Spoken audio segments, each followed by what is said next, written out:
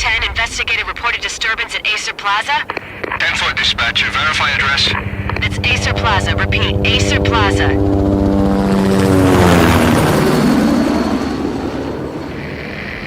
Shots fired on the rooftop. An assault in progress at Acer Plaza. Repeat, an assault in progress.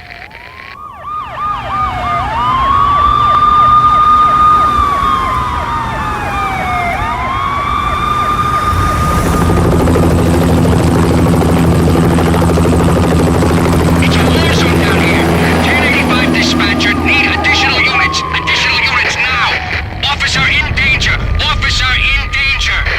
10-5, please repeat, 10-5, all units, emergency. Officer in danger, Acer Plaza, repeat, Acer Plaza, all units. They were all dead. The final gunshot was an exclamation mark to everything that had led to this point. I released my finger from the trigger, and then it was over. To make any kind of sense of it, I need to go back 3 years. Back to the night the pain started. I was still on the force back then. NYPD, Manhattan, Midtown North Precinct, Hell's Kitchen. So when are you coming to work for me, Detective Payne? You'd make me work undercover in some hellhole. Sorry, Alex. Michelle and the baby come first. See? My last smoke. It's bad for the baby. That's you, Max. A regular Boy Scout. See, Alex. Still on for poker Thursday night, right? Like taking candy from a baby. Life was good. The sun setting on a sweet summer's day. The smell of freshly mowed lawns. The sounds of children playing. A house across the river on the Jersey side. Beautiful wife and a baby girl. The American dream come true. Honey, I'm home. But dreams have a nasty habit of going bad when you're not looking. The sun went down with practiced bravado. Twilight crawled across the sky, laden with foreboding.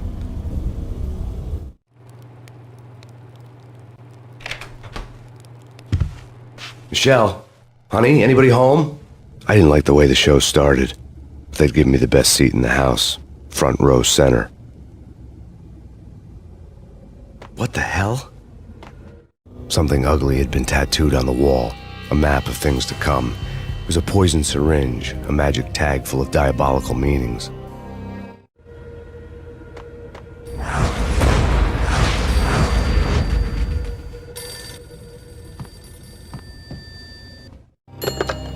Listen, someone's broken into my house. Call 911. Is this the Payne residence? Yes, someone's broken into my house. They're still here. You have to... Good. I'm afraid I cannot help you. Who is this? Hello?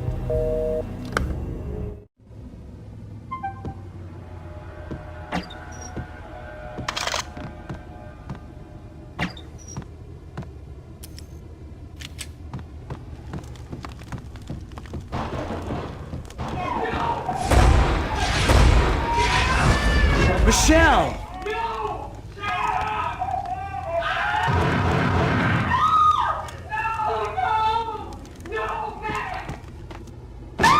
Michelle! Please!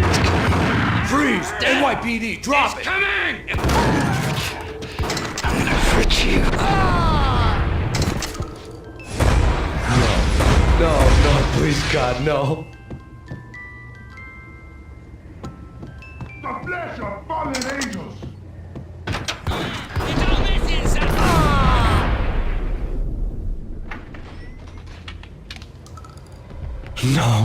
No, God, no, please, Michelle. Oh, baby.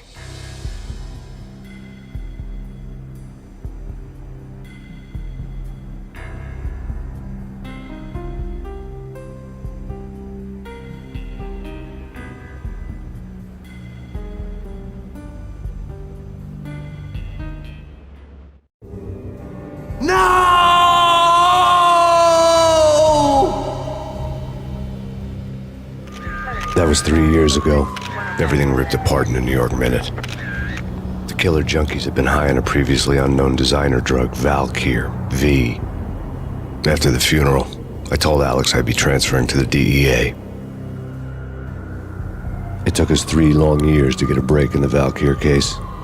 Then, finally, 2 months ago, a dime dropper tipped us off that Jack Lupino, a mob boss in the Punchinello crime family, was trafficking. I went undercover, infiltrated the worst mafia family in New York. I came in from the cold and the dark. Outside the city was a cruel monster. I've been slowly working my way from the small time to the big fish, trying to get to the source of the drug. Alex and BB were my only contacts in the DEA, the only ones in this decrepit city who knew I was down here. BB here. Something urgent has come up with Jack Lupino. You need to meet with Alex immediately at the Roscoe Street station. I hadn't had a face-to-face with Alex since I'd gone undercover. Outside, the mercury was falling fast. It was colder than the devil's heart, raining ice pitchforks as if the heavens were ready to fall. Everyone was running for shelter like there was no tomorrow. It didn't get any better when I got to the subway. The feeling hit me like a point-blank shot straight in the face. Something was not right about this. My Beretta stirred nervously under my coat, but the train doors had already shut behind me, and I was in for the ride. Next stop, Roscoe Street Station, and Alex.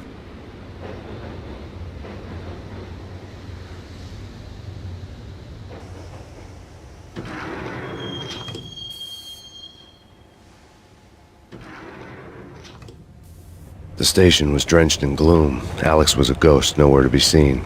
I'd have to look for him.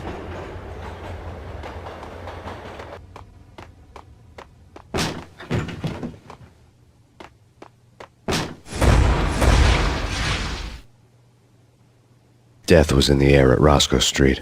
I'd have to find Alex fast.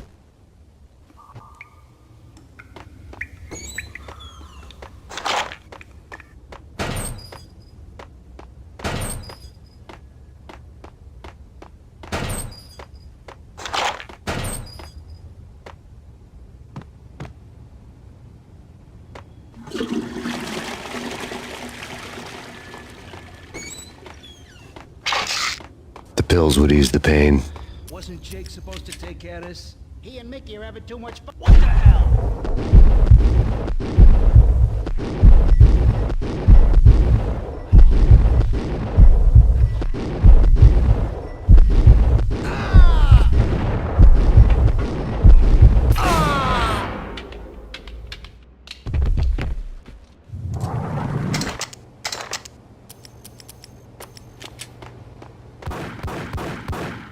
Yeah, he's dead, all right. Hey, it's me you talking. Hold it.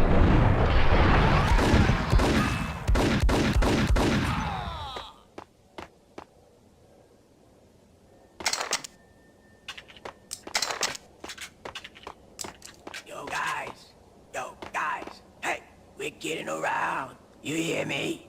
Yo! Oh!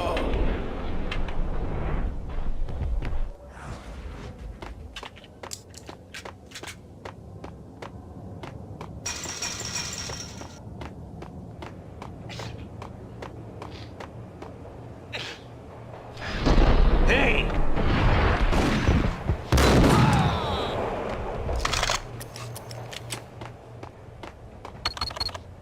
The security panel let out a mocking cackle. I'd need the right code. Right? Right.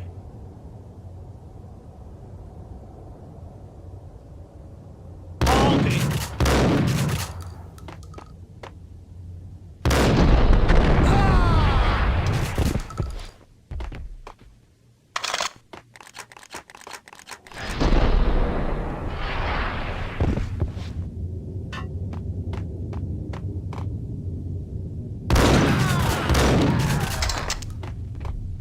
While looking for Alex, I had ended up in the middle of a big-time crime operation.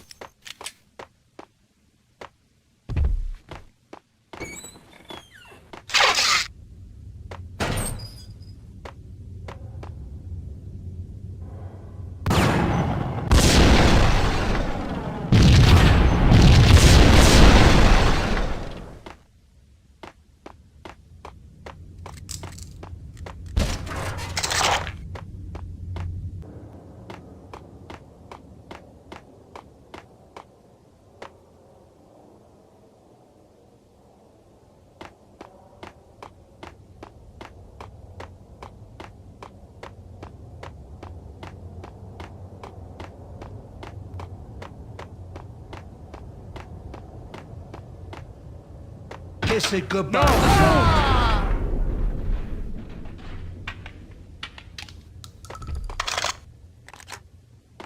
You saved me, man. What's going on here?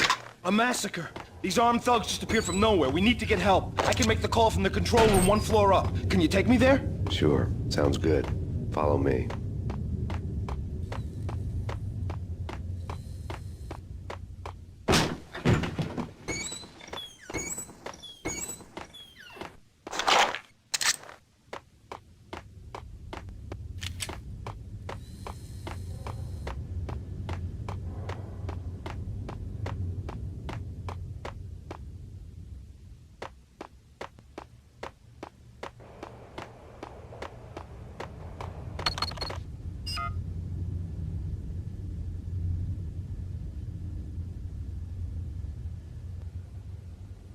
Home free. This way. Hold it. Out!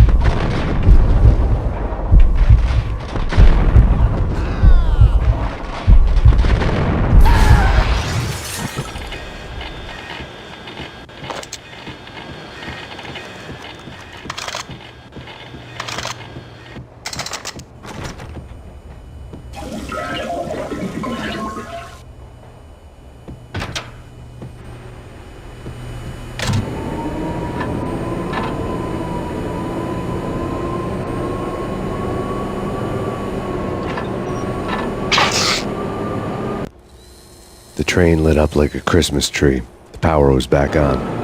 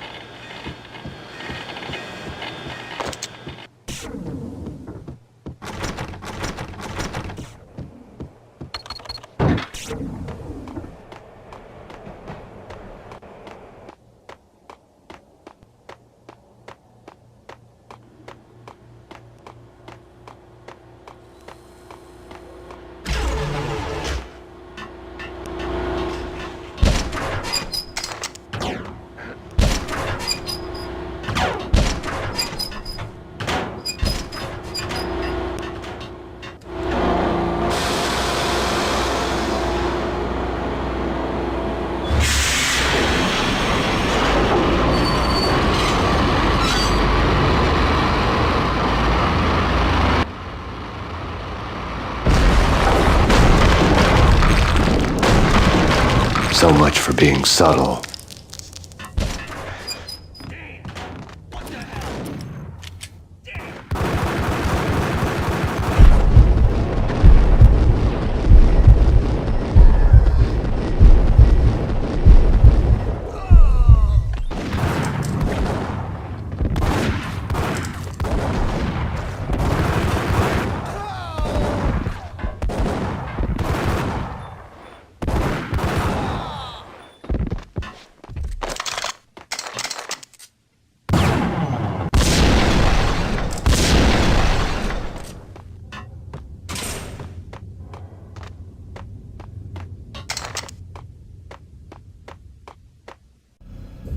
The rusty door led to an abandoned part of the station, closed off since the early 40s.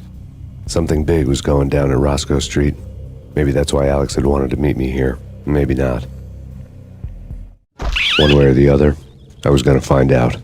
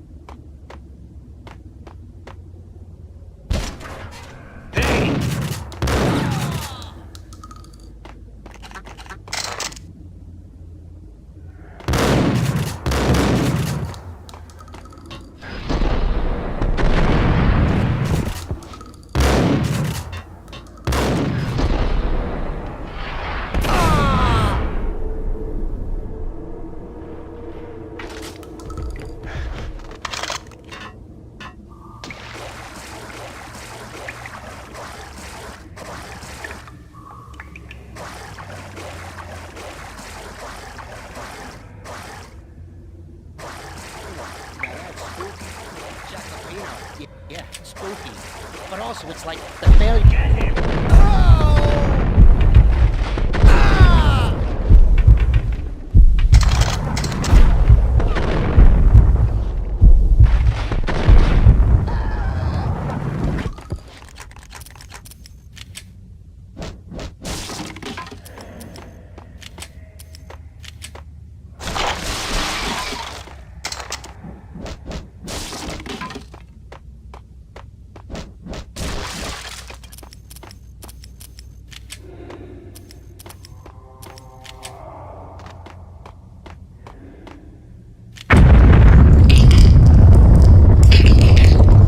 What the hell was that? All done here. Give me the detonator. What are you talking about? The detonator. I thought you'd bring it. You were supposed to bring it. Yeah, right.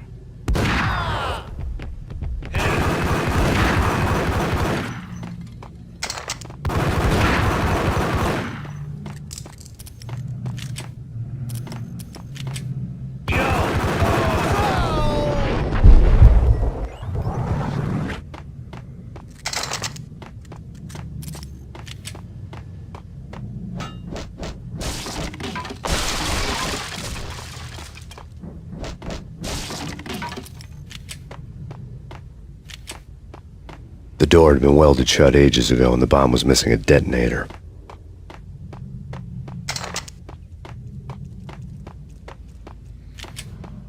Okay, fellas, the police are on their way.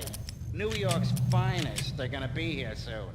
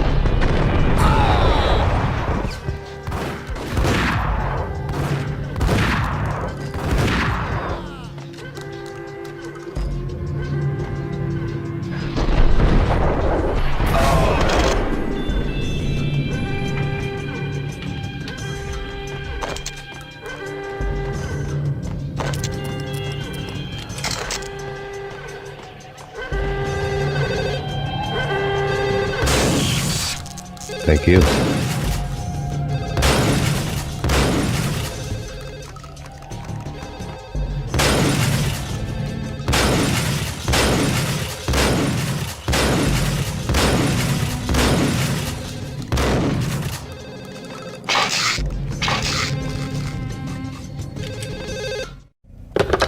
We come to you now live from the crime scene. Who is this? Right back at you. This is Deputy Chief Jim Bravura from the NYPD. You are to cease your criminal activities and surrender immediately. Sure thing, Jim. Me and the boys have been talking and everyone's real sorry. They'll never do it again. Who the hell is this? Being placed at the scene of a bank robbery wouldn't have tipped the odds in my favor.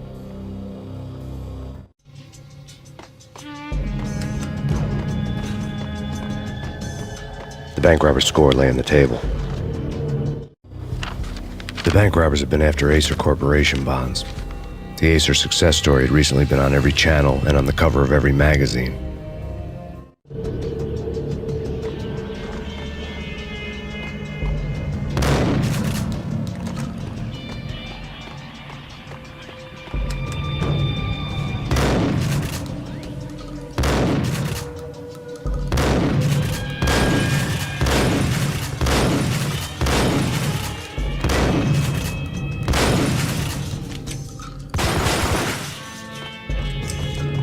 The bank robbers had left their tools on the table.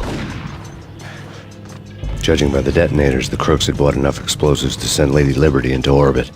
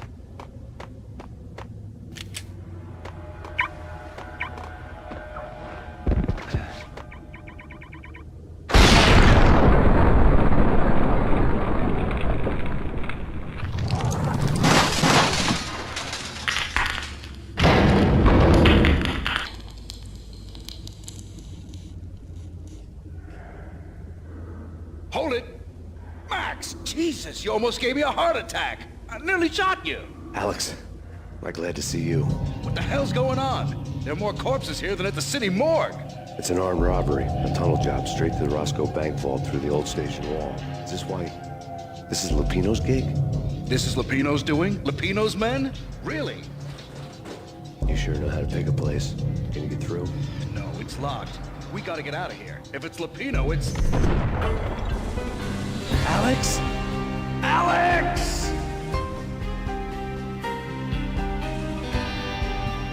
There was nothing I could do. He was dead. I could tell by the empty, accusing stare of his eyes.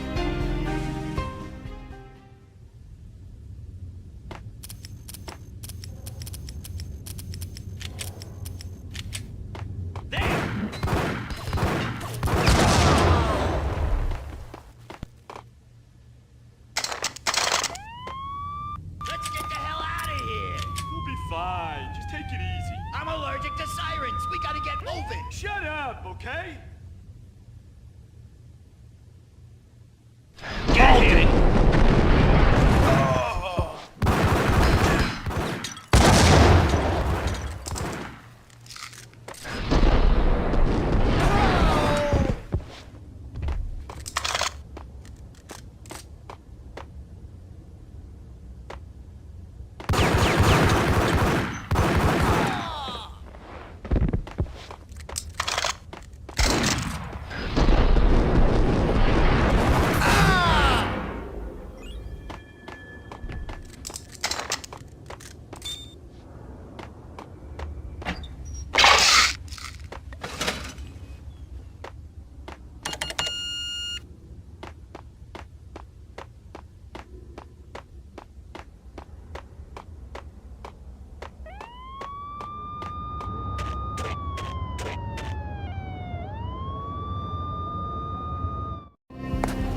Alex had kept me relatively sane for the past 3 years. Now I didn't know how I felt. Somehow he had stumbled upon something big and ended up stepping on Jack Lupino's toes.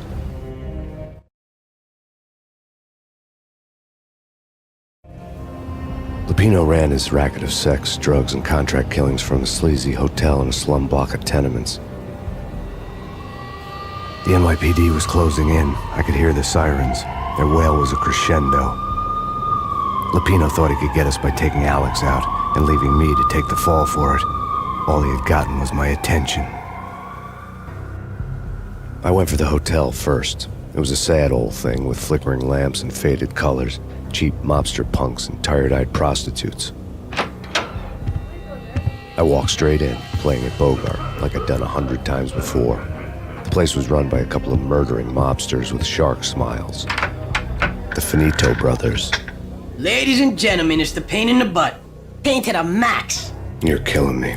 Did you make that up yourselves, or you get some wino downstairs to come up with it? Don't answer that. A rhetorical question. I got something for the boss. Lupino around? That kind of depends on who's asking. A friend or a junk squad plan. Don't answer. It's one of them, how do you put it, rhetorical questions. Lupino ain't here, but he says bye. Lupino wasn't in his cheap hotel. Instead, I ran into the Finito brothers. My cover had been blown. The door slammed shut behind me, and then I was dodging bullets like raindrops. Pain in the butt. Ha ha! Pain to the max. Junk squad pig. Got a ticket to Marble City for you. Even and lying down. Bring it in.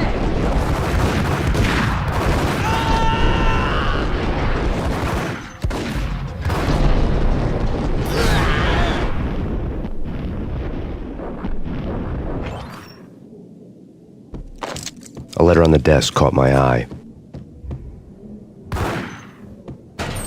Bosses! Everything all right? Bosses! Joey! Vigilio! You all right in there? There he is!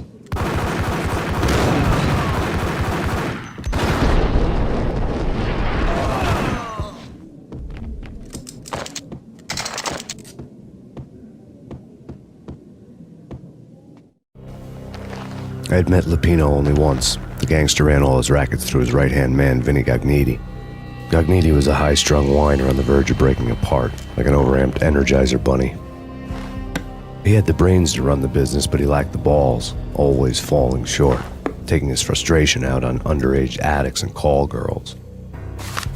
The V deal goes down at your hotel. Jack's exact words, quote, "Vinny, you're in charge of this one," unquote. Rico Muerte's coming to see it through. Anything goes wrong and everybody's gonna get dead. Goes double for you. Treat this guy real good. Anything he wants, you give him. Don't screw this up or you're finito, finitos. A V deal meant added security, locked doors, and lots of nervous thugs with itchy trigger fingers. I'd seen nothing coming in, but that didn't mean it hadn't been there. Rico Muerte was a regular Kaiser Soze, a spook story told to keep the apes in line. 313. The Finitos had scribbled Muerte's room number on the note's margin.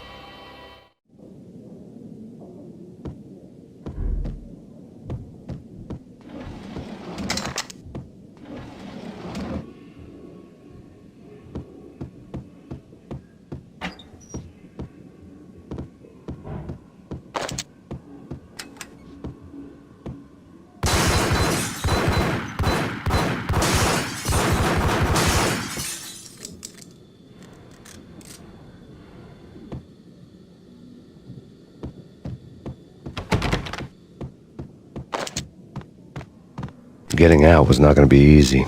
The staircase was locked and the elevator had been busted for a decade or more.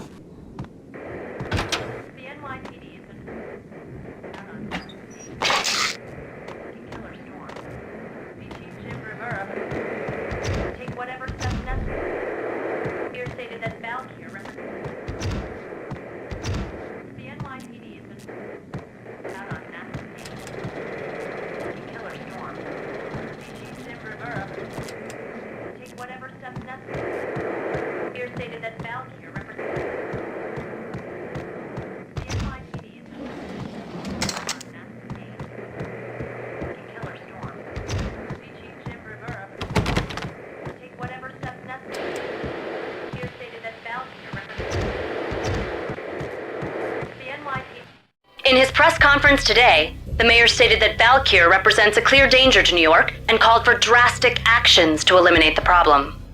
On today's top story, the Valkyr crisis worsens with the murder of DEA Special Agent Alex Balder. Special Agent Balder had been shot repeatedly from a point-blank range. The gunman has been identified as Max Payne. The noose is sure to tighten around this fugitive criminal as more NYPD units join the search to apprehend him. I had just gotten my 15 minutes of fame.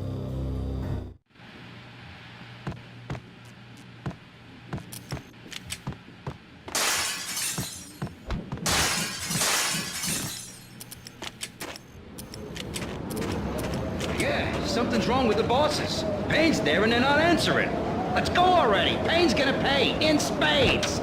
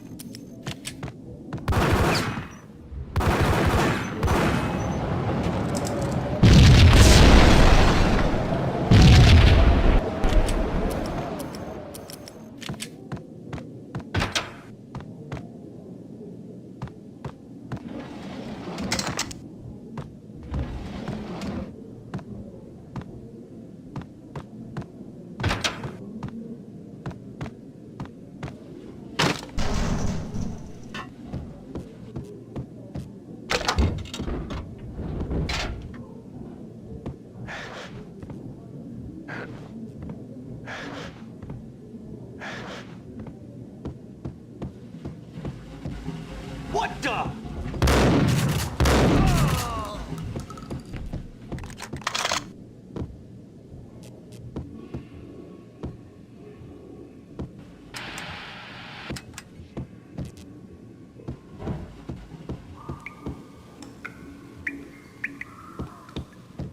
Previously on Lords and Ladies.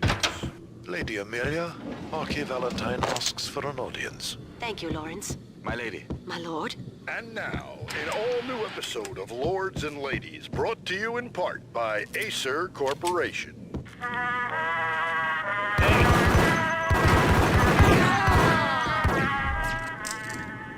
My lady. My lord? My lady, there is a matter of great importance I must bring to your attention. My lord, there is. Indeed, my lady, there is indeed. From the very first moment, upon that distant forest path, there has been sunlight in the autumn leaves blazing like the colors of your hair. Oh, my lord, you should not speak.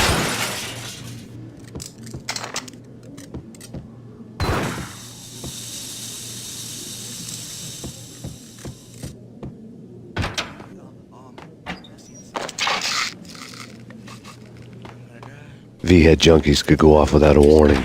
I had to be careful.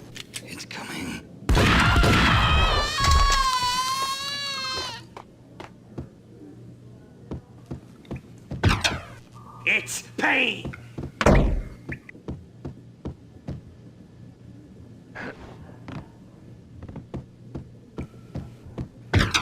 Whack him!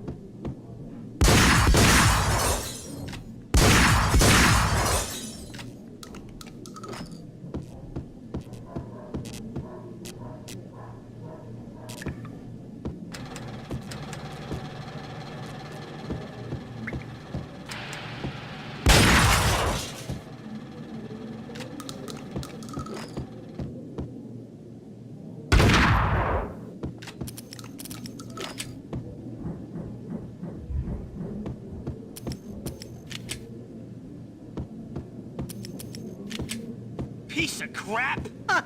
Oh, careful, it might kick back. Dee-dee-dee-dee-dee, killer vending machine. You talking to me? Tough guy, scared.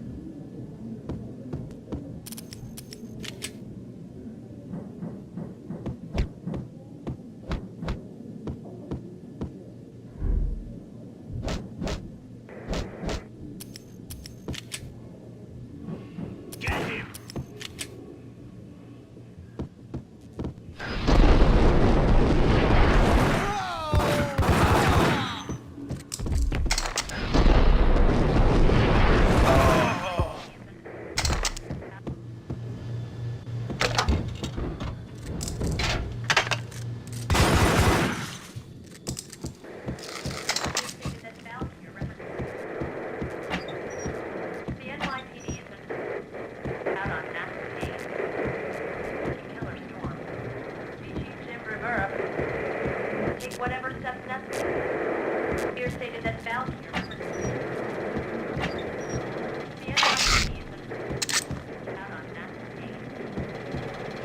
This party had been dead for a while. I couldn't say I was sorry I'd missed the show.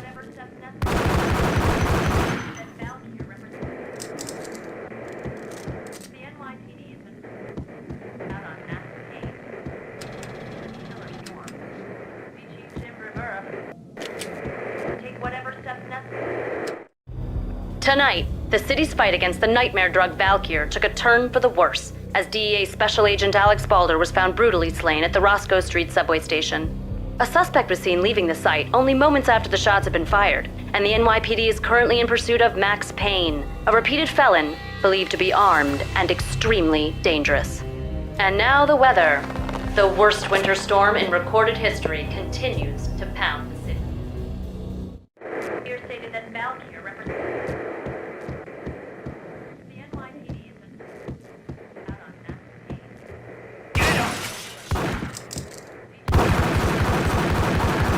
Whatever steps necessary. Here stated that Valkyr the NYPD is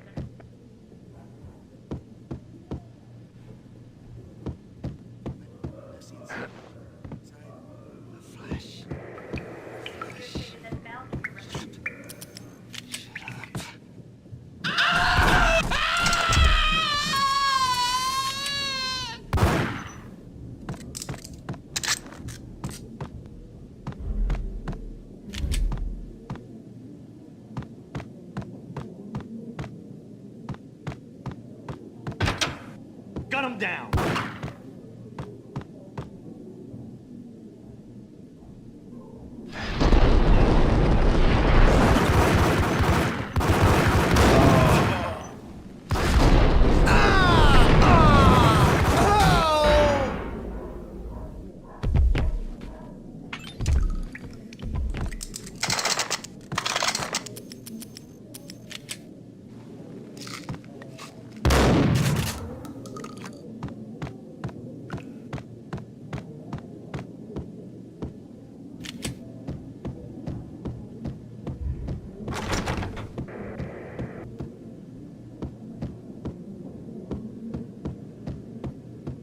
I'd found Muerte's room.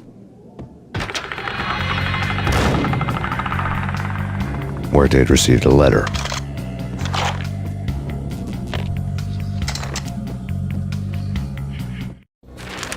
Our investigation had turned up nothing to link Angelo Punchinello, the head of the Punchinello family, to Valkyr. All tracks had ended with Jack Lupino. The letter in Muerte's room was signed by the Don himself. It was the first hint that the Kingpin knew what was brewing inside his syndicate. The trouble you got into after the Chicago screw-up. The Punchinello family bailed you out. You have been waiting for a chance to pay us back. One of our trusted boys has a monkey the size of King Kong on his back. We need your special skills for backup on a major deal. Collecting evidence had gotten old a few hundred bullets back. I was already so far past the point of no return I couldn't even remember what it looked like when I had passed it.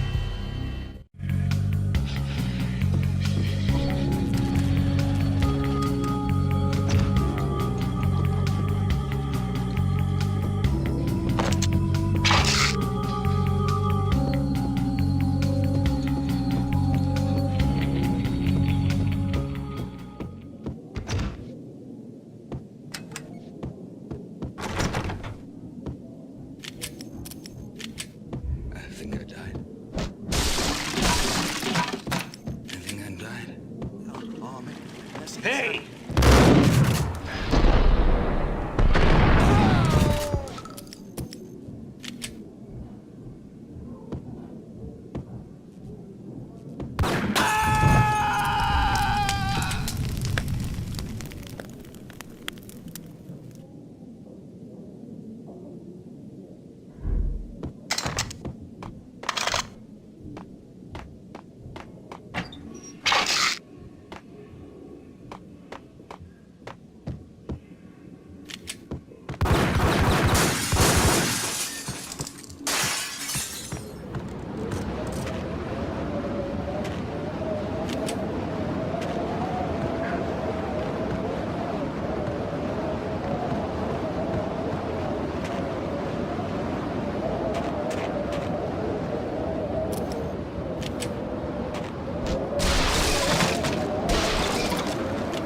I didn't want to know what had happened here. It was not a pretty sight.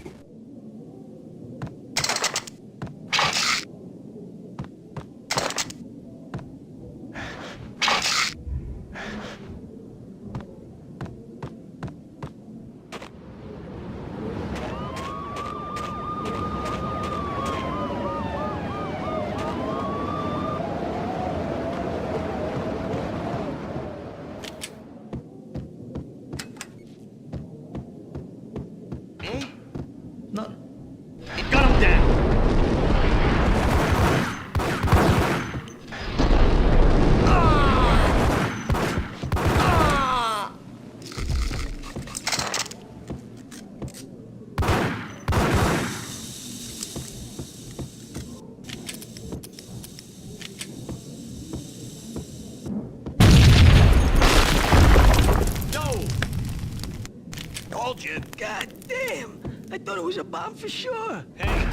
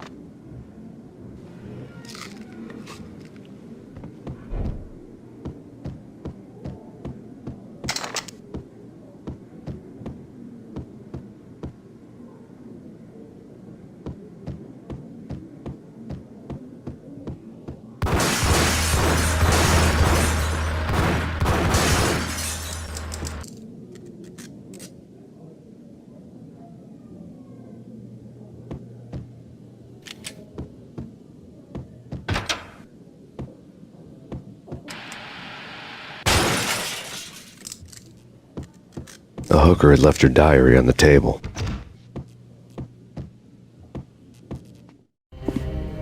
The diary belonged to a hooker named Candy Dawn. The read would have made a vice cop blush. Had talks with the mystery hag over the phone again. Sent her the latest One-Eyed Alfred tape. As long as the hag keeps paying for the tapes, the old man could come every day for all I care. She had a nice sideline, making secret X-rated flicks of her clients and selling them to the highest bidder. They would get her killed if her V-fix for the day didn't do it first.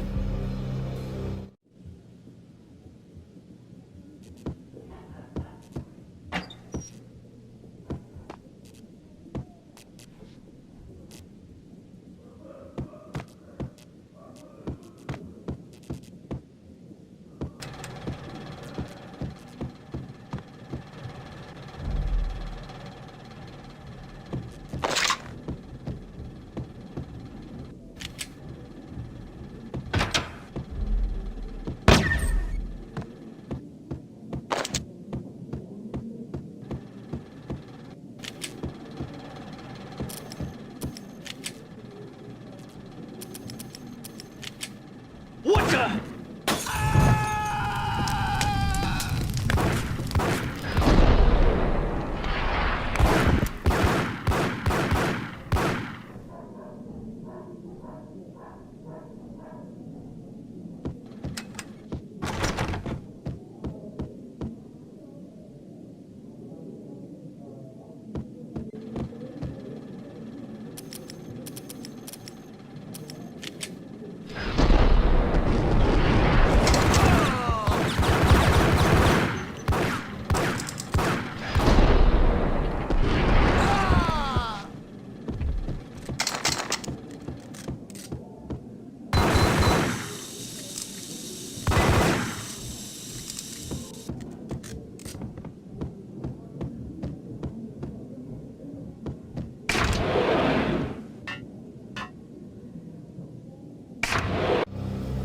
The old service elevator rumbled down to the bowels of Jack Lupino's hotel.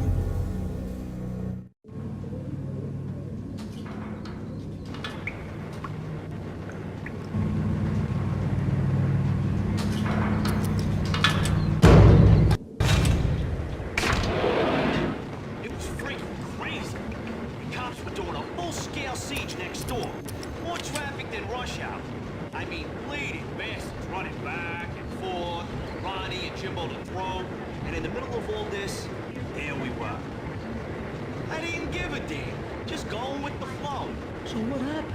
Nothing happened. We got the explosives, dumped the cargo, we were home free. Jesus.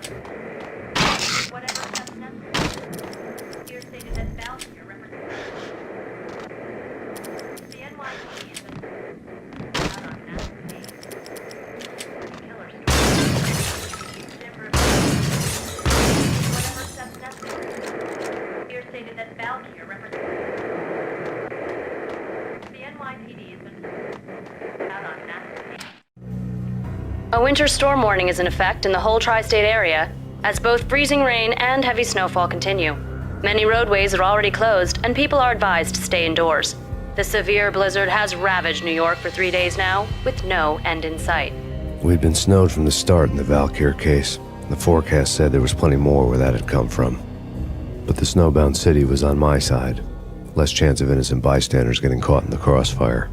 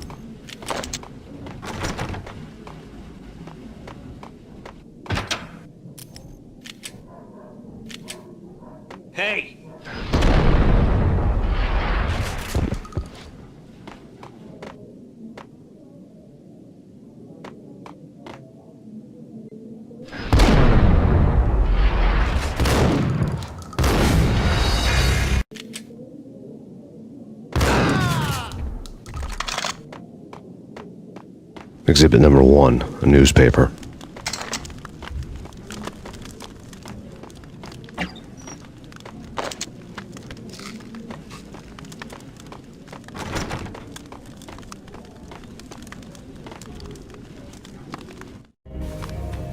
A dead man tied to a chair lay on the boiler room floor. Captain Baseball Bat Boy has an unbeatable track record in superhero death matches. But a 6-pack of root beer gets me every time. The murder weapon was a baseball bat, now lying in a pool of drying blood next to a newspaper folded open on a Captain Baseball Bat Boy comic strip.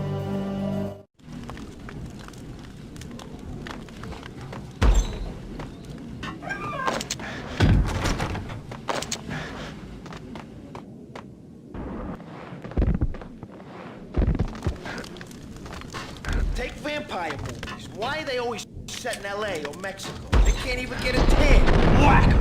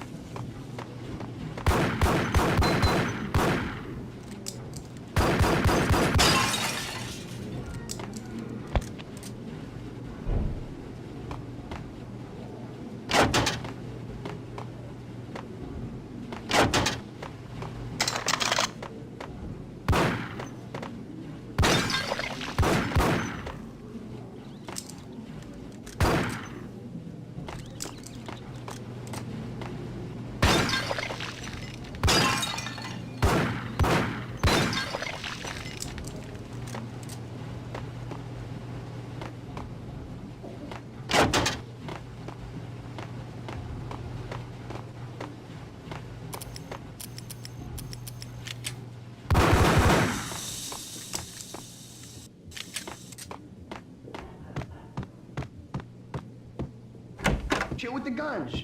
Trust me, you don't want to piss Muerte off. Gentlemen, let's do business. Green for green. Cheers at green-eyed angels. Amen.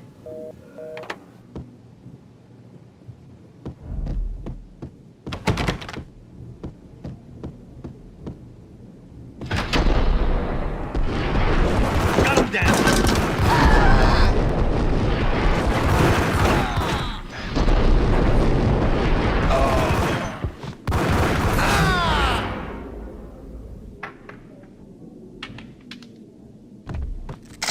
A lifetime ago, this would have gone down as a narcotics arrest. It was dirty money. The transparent cylinders glowed green, full of Valkyr.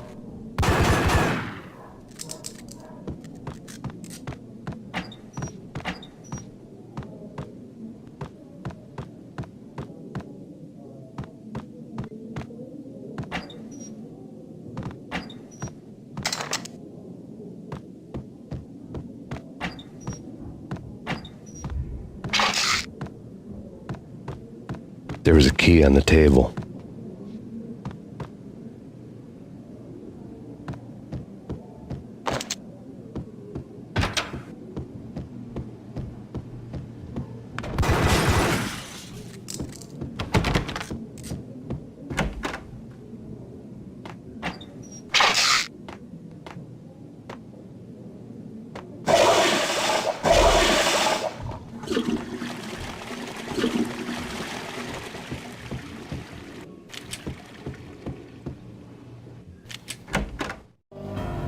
Two mad dog killers, ready to murder each other. They step into the next room, and I'm thinking, now they're gonna do it. But no. They sit down in front of a TV and solve their differences with the Kung Fu fighting video game. I tell you, Candy, I was so depressed, I strangled them both with the video game cables. Oh, Rico, you're so bad. I am, ain't I? Rico Muerte, Big-time hustler. Who the hell? It's that cop. Muerte went for his gun.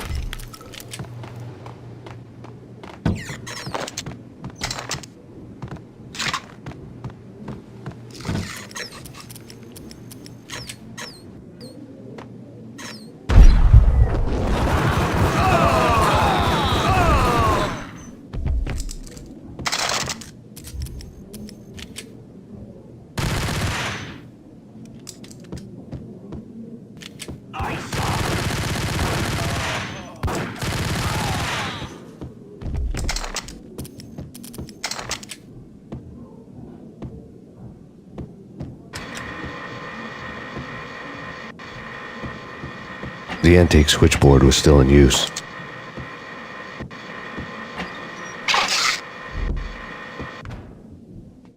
There was an old telephone switchboard in the back room of the reception area, the kind that made phone tapping child's play. It wasn't hard to picture a fat pimp sweating with headphones on, listening to his hookers talk dirty and fake orgasms over a web of party lines, the blood veins of New York. Right now there was a different set of moans and groans going on. Boss, Gonidi, this is Max Payne. He came, started capping us. He killed him. Are you freaking kidding me? He's just one lousy cop. You better be freaking kidding me. Whack him. What's the freaking problem? Hello? Answer me. Hello? The word was out. A deadly virus released into the city's corrupt circulatory system. Something wicked this way comes. Max Payne at large.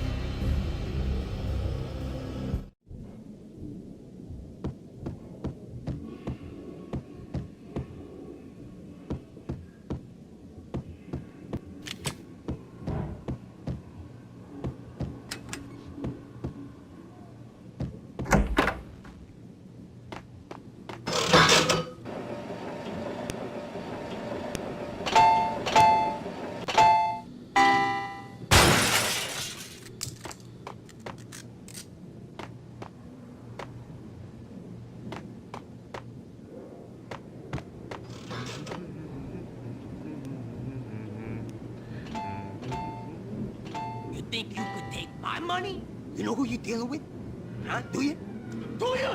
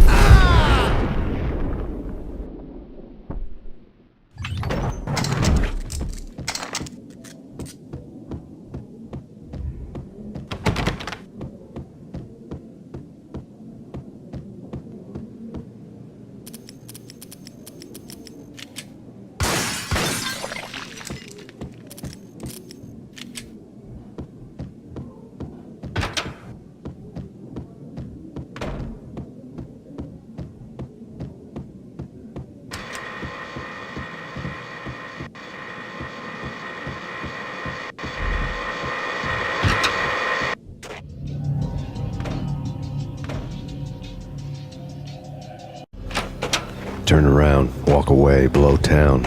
That would have been the smart thing to do. Guess I wasn't that smart. Lupino's tenement buildings were a seedy hangout for all kinds of sleaze. A liquor store, a pawn shop, a laundromat full of mobster bookies and loan sharks. The list went on. The how and why of it was a mystery to me, but they knew I was a cop. They knew I was coming, and they were going to get real trigger-happy about it. I got to see Lupino's hangout all lit up. A bomb went off, turning snow into liquid gold. A pillar of fire lifted the remains of a car straight up into the air. The flames were highlighted on the hood of a black Mercedes-Benz as it coasted down the street real slow, as if the driver didn't have a worry in the world. I got a good look at the man riding shotgun. It was Vladimir, the head of the local Russian mob, the fly in Don Punchinello's soup. The ringing in my ears was the sound of a mob war being waged.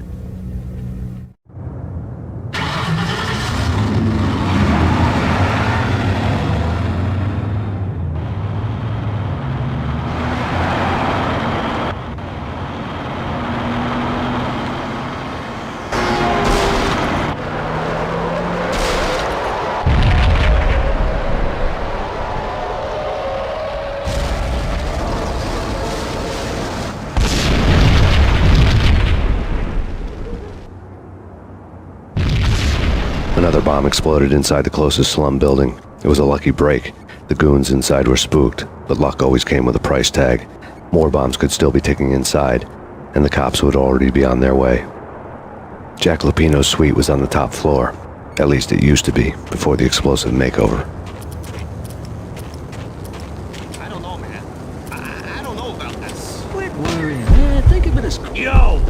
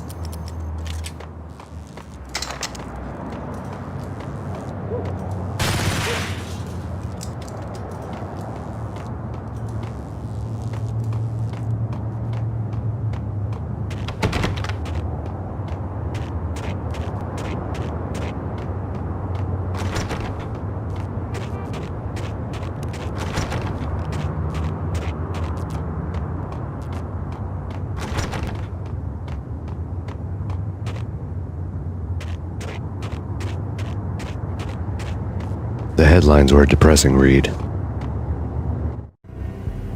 The headlines were screaming bloody murder. The storm was a screaming duet with the approaching prowl car sirens. It was all a scream when you were down for the count and wanted for murder.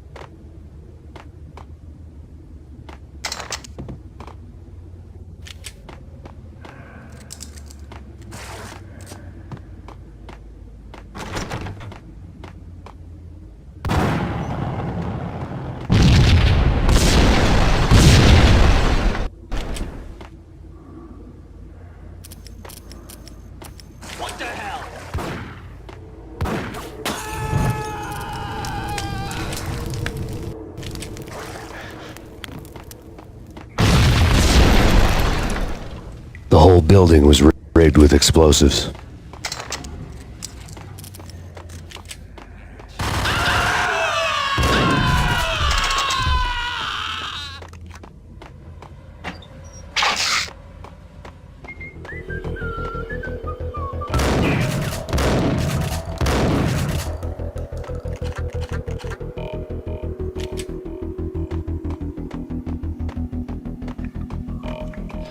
Hold it!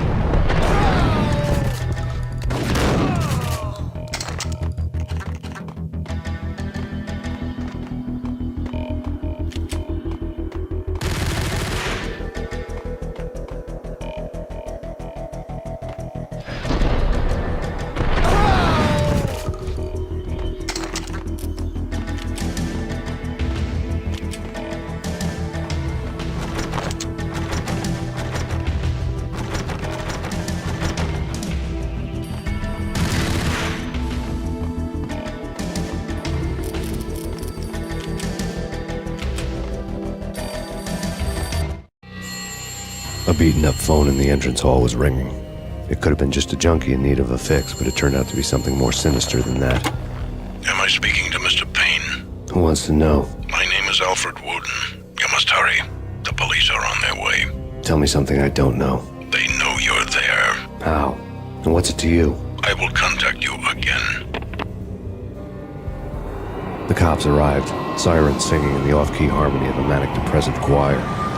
I had a few minutes while the SWAT team would go through their usual routine. By the time they busted in, I needed to be long gone. Max Payne, this is Deputy Chief Jim Bravura from the NYPD. Drop your weapons and come out with your hands above your head.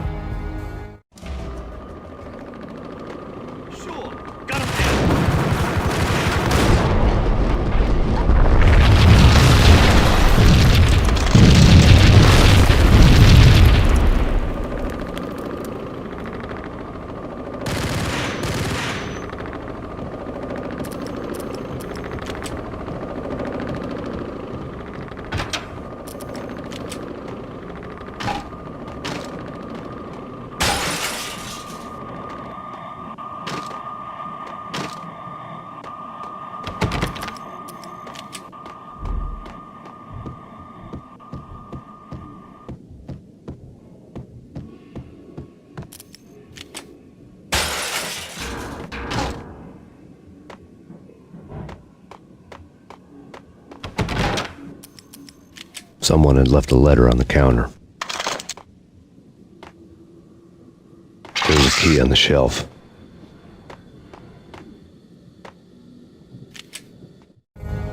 Suddenly it all made sense. The bombs, the Russian mob boss making an appearance in person. Gagniti was his usual self, all talk and no walk. After our hit, the Russian has only a couple of guns left and they can be bought. There's no freaking way he has the guts to try anything after that. As it turned out, the Russian had plenty of guts. One thing you could count on, you push a man too far and sooner or later he'd start pushing back. NYPD! NYPD! Put your hands where I can see them! Don't make us come and get you.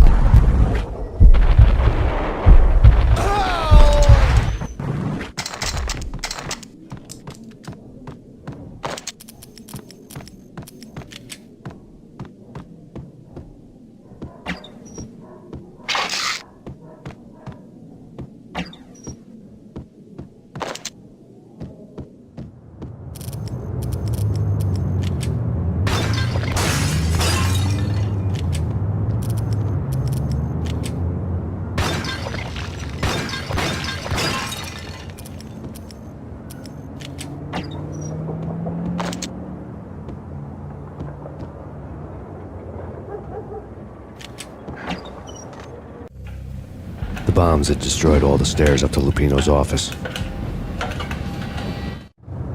The alternate route led there by way of adjoining rooftops.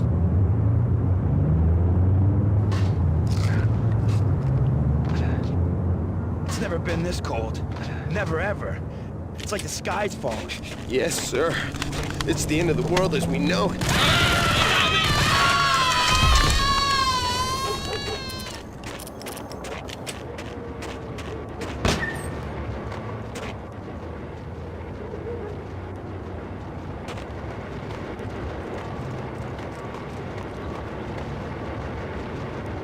To get to the roof, I'd need to get to the elevator through the locked door up ahead. Pizza delivery. Never seen you before. Buzz off, Joker.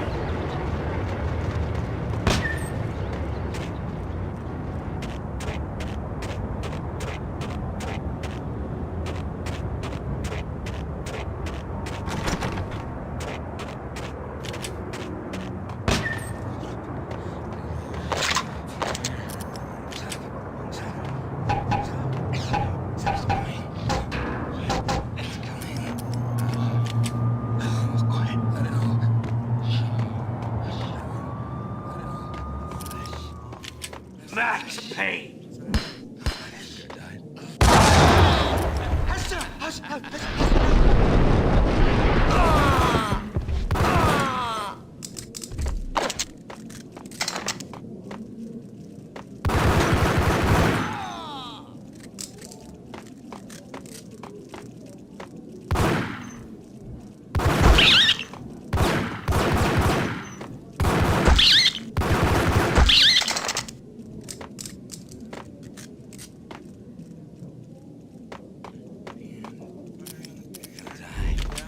Hey, yeah.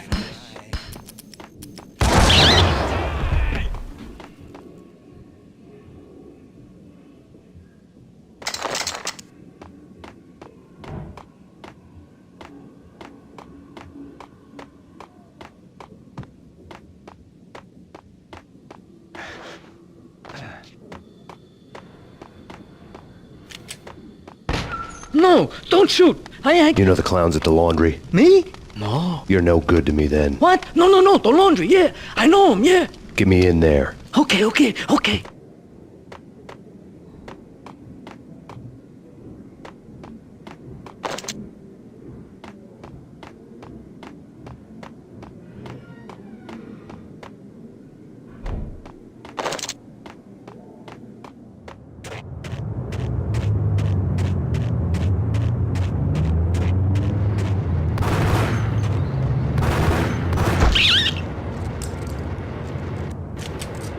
It's me. Open up. Let me in, quick. Not so fast. The password. John Woo. Come on. Okay, John Woo. All right. Come right in. It's a trap! It's Payne!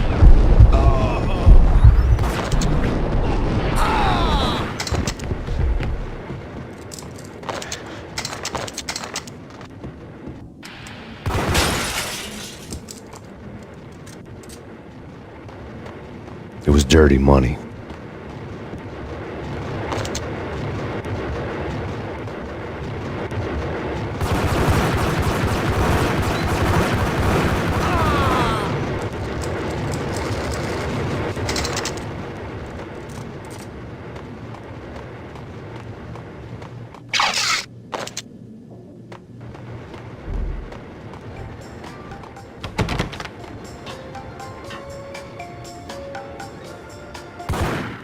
Thank you.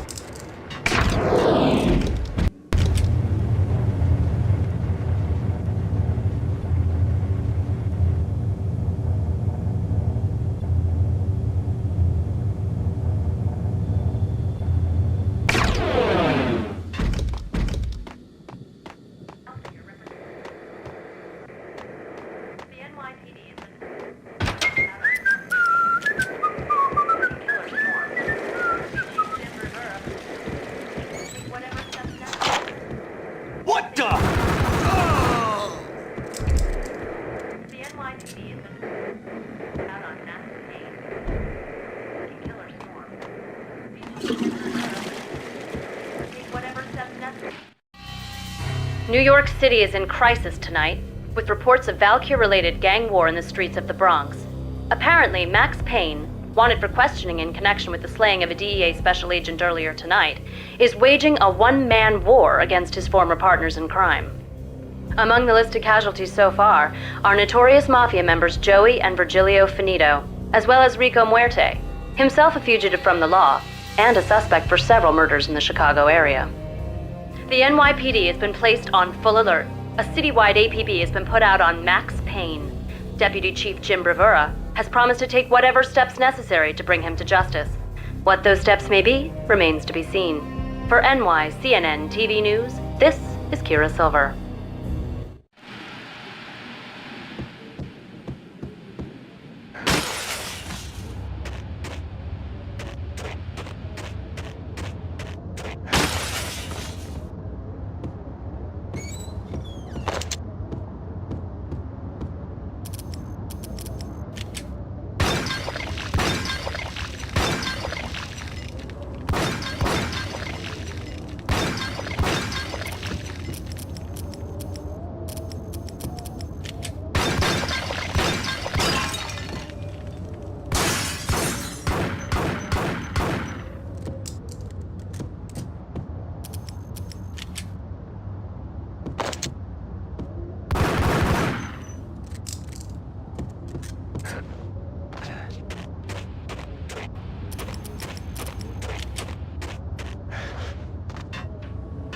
This week on Address Unknown.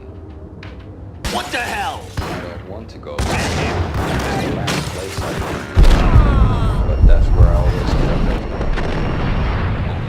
It's not go, but someone who looks the part down to the finest detail, except that he's evil. I'm hiding in the shadows, watching it all unfold. The flamingo speaks. He can speak here. It says, mirrors are more fun than television. That's mirrors are more fun than television. Somehow I know this, just don't ask me how.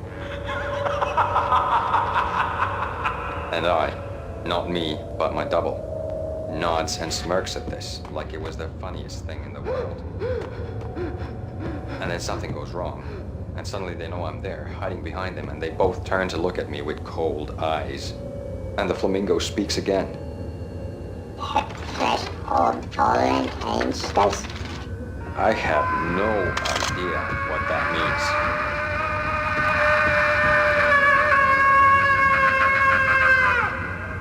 And that's when I always wake up to my own scream in that brightly lit white hospital room, strapped to my bed.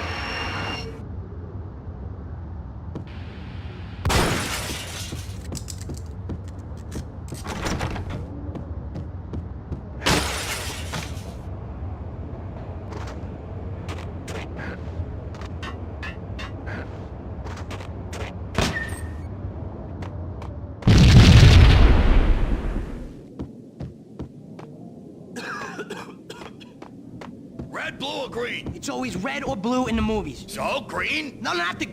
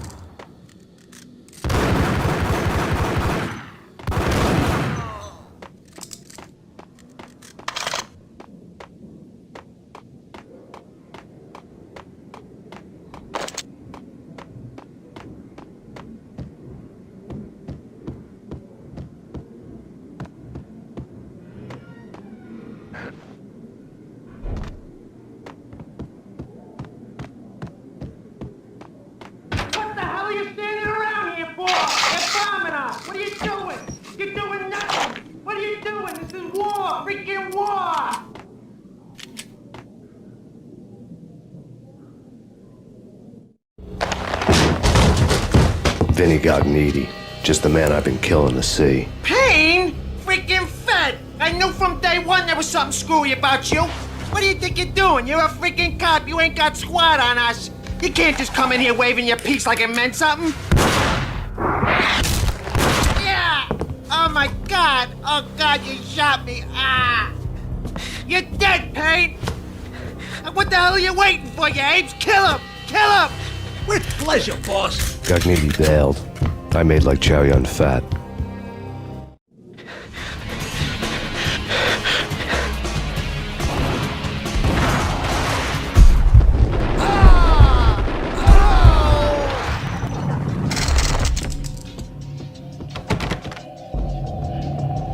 A crumpled letter lay on Gognitti's desk. The letter was addressed to Don Punchinello, but Vinny had never had the nerve to finish it. Jack's gone voodoo. Just the other night, he shot Dino because he wanted to see what his brains looked like splattered on the wall. He's a freaking mad dog. We're running out of men and business fast. Gognitti had been living in mortal fear of his boss. Jack Lupino was a psycho.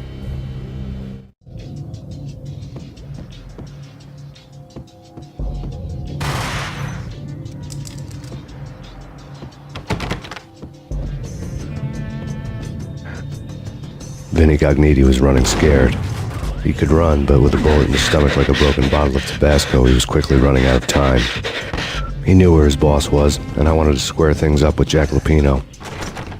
Gognitti would be moving fast. I don't know about angels, but it's fear that gives men wings.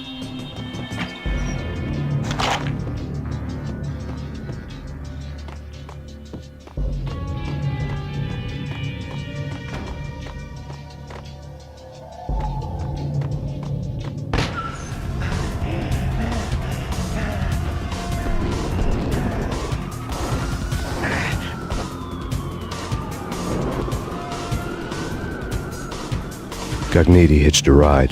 To catch him, I'd have to follow his lead.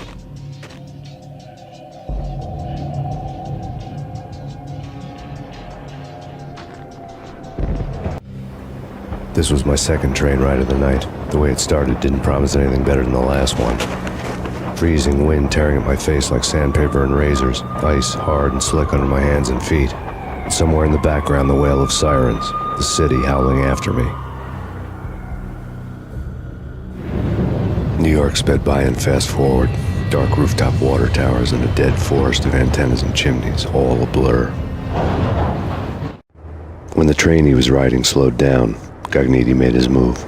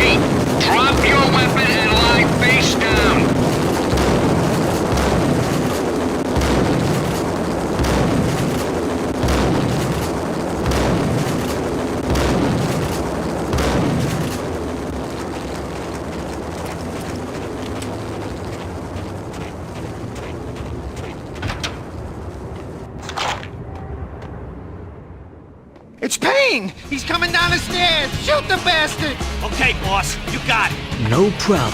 All right.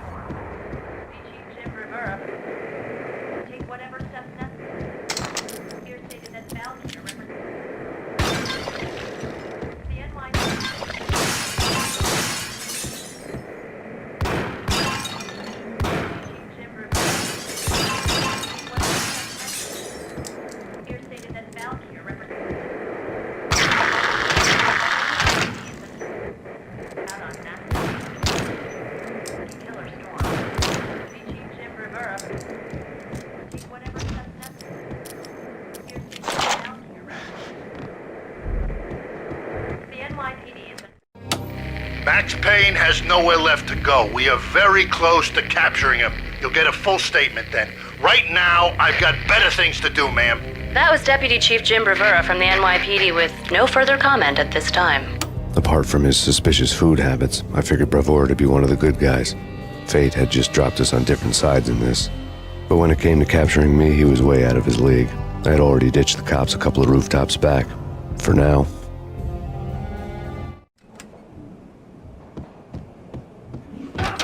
I can hear him. Ready? Keep it done. Point it at the door. Okay. This is it. Any moment now, Payne's gonna bust through that door. He's murdering the guy. It's either him or mine. I, for one, am gonna pump the SOB so full of lead, they'll need a forklift to carry the coffin to the grave.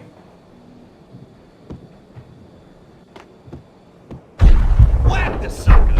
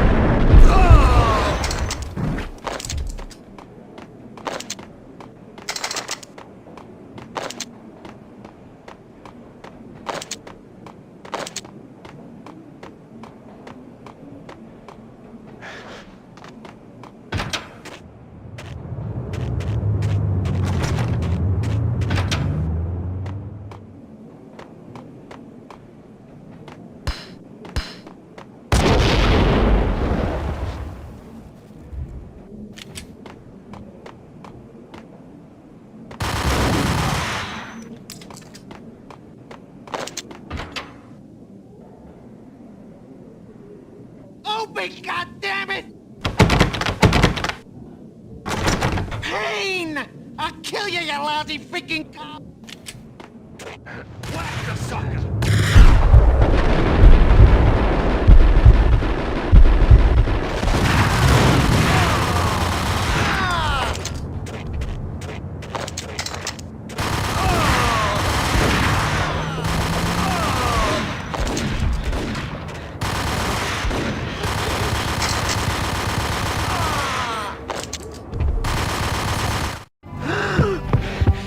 Gognitti ran out of steam in a dead-end alley with steam boiling out of the sewer grates like all the fires of hell were burning high beneath us.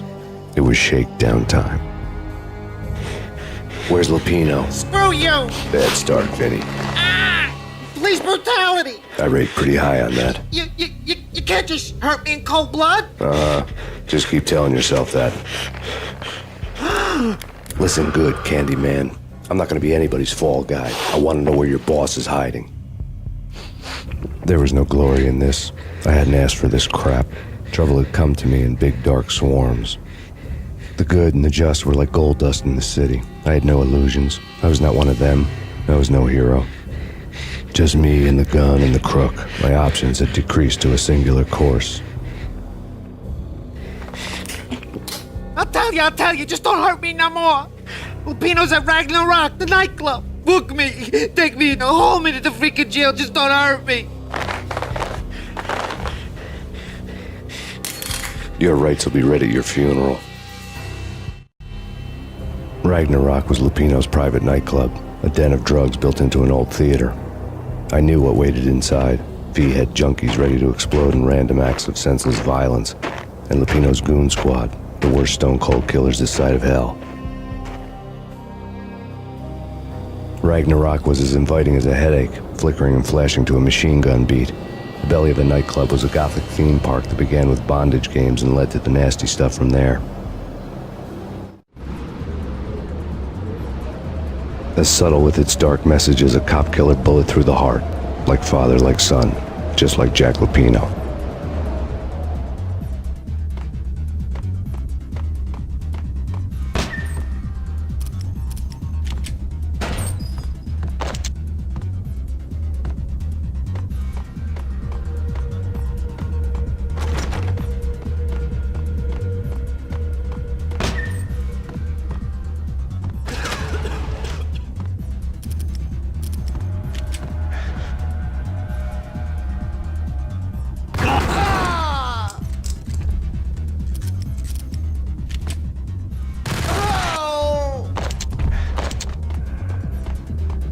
The book had never been a bestseller.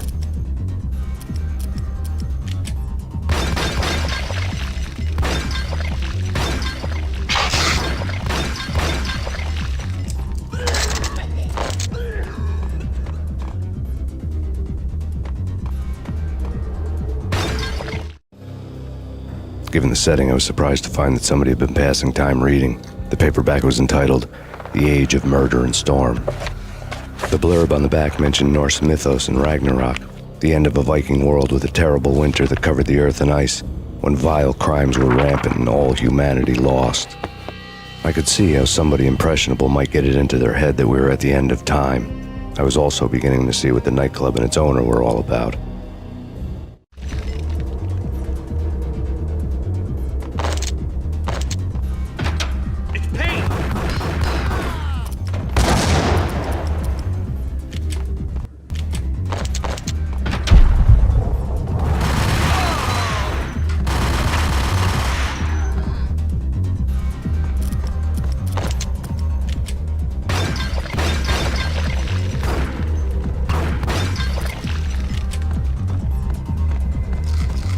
Hold it!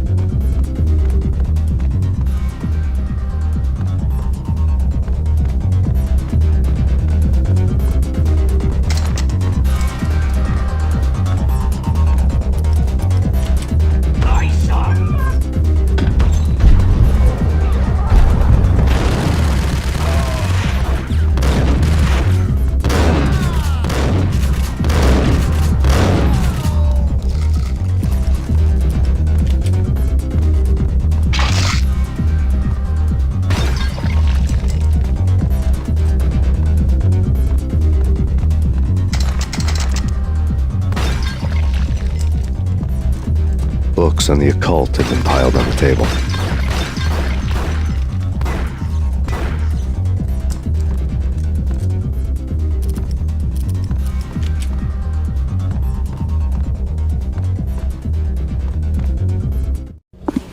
The room was stacked with light reading, such as Necronomicon, Witchcraft, and Paradise Lost.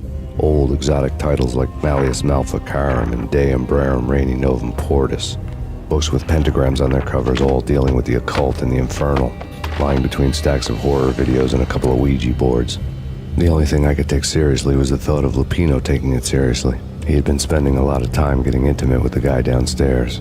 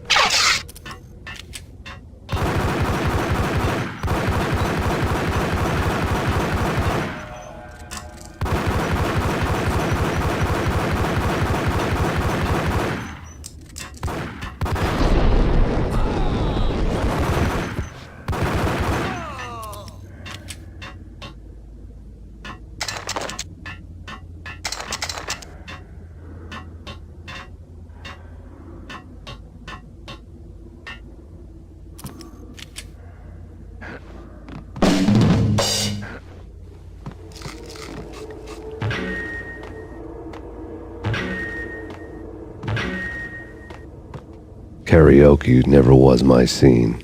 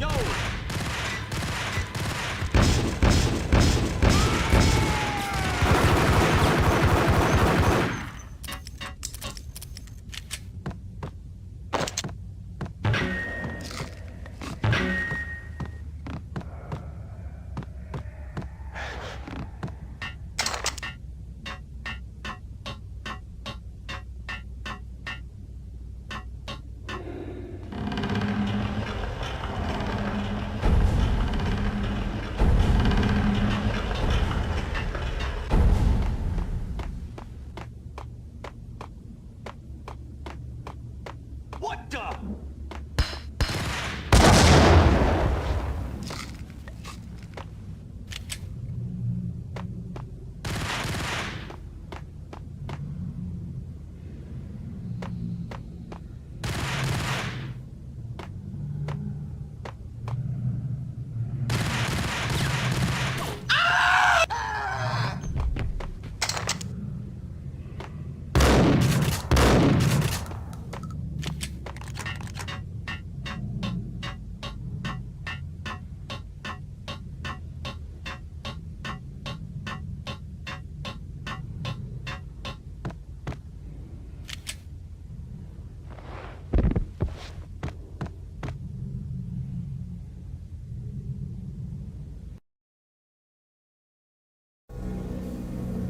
The backstage area led to Lupino's inner sanctum.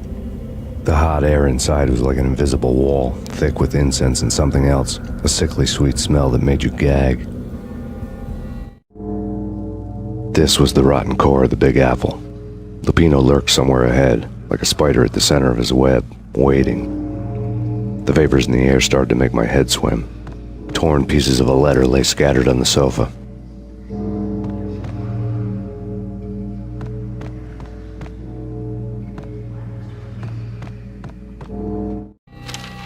Punchinello had threatened Lupino in writing. The note had been torn to pieces, bloody fingerprints all over them. Don't want you to think that one of my boys is not playing with a full deck. Shape up, Jack. We are running a business here. I'd hate to send the trio to strong-arm you. The trio were the Don's notorious henchmen. It was obvious that Lupino hadn't been intimidated by the threat.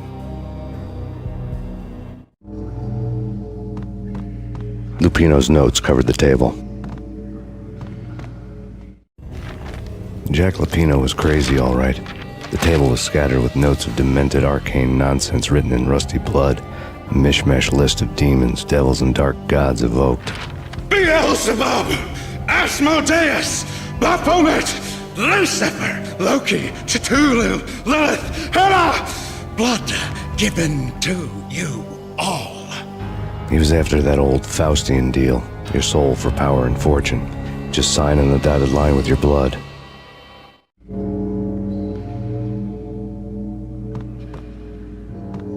Lupino's notebook lay on the pedestal. Jack Lupino was crazy, all right. Mythic wolves, let loose to devour the sun and the moon. Lupino is the wolf. I'm Mr. Beast, the big bad Fenris wolf. I'm the end of the world man, wearing the flesh of fallen angels. After Y2K, the end of the world had become a cliché. But who was I to talk? A brooding underdog avenger alone against an empire of evil, out to right a grave injustice. Everything was subjective. There were only personal apocalypses. Nothing is a cliché when it's happening to you.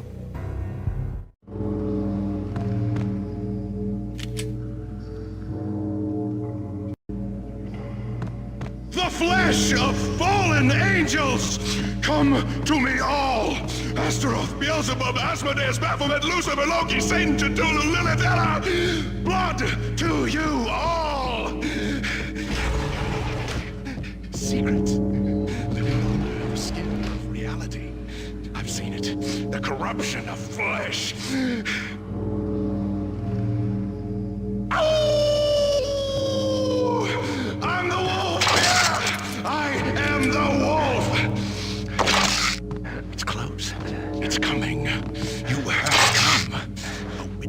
the end of time.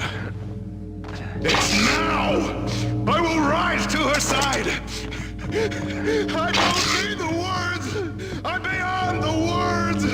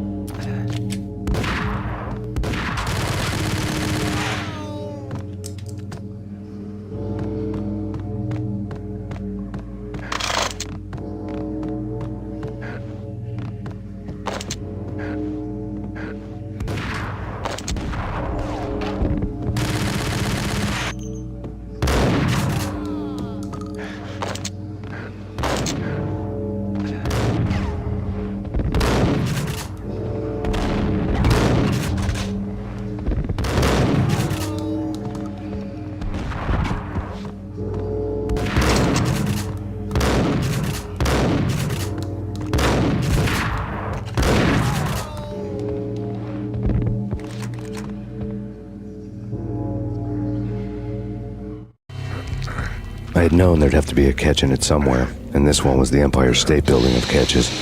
Lupino was pumped up and dying to go 15 rounds with a mutant alligator. And then he started this spooky monkey talk, straight from a bad dream. Mine. I have tasted the flesh of fallen angels. I've tasted the devil's green blood. It runs in my veins. I've seen beyond a world of skin, the architecture of blood and bow and arrow. Death is coming! She is coming, and hell follows with her. This is the twilight winter. I am ready to be her son.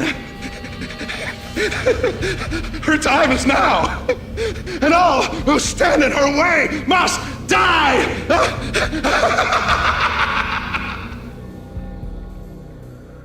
Die! You'll die! You'll die! Now! All die!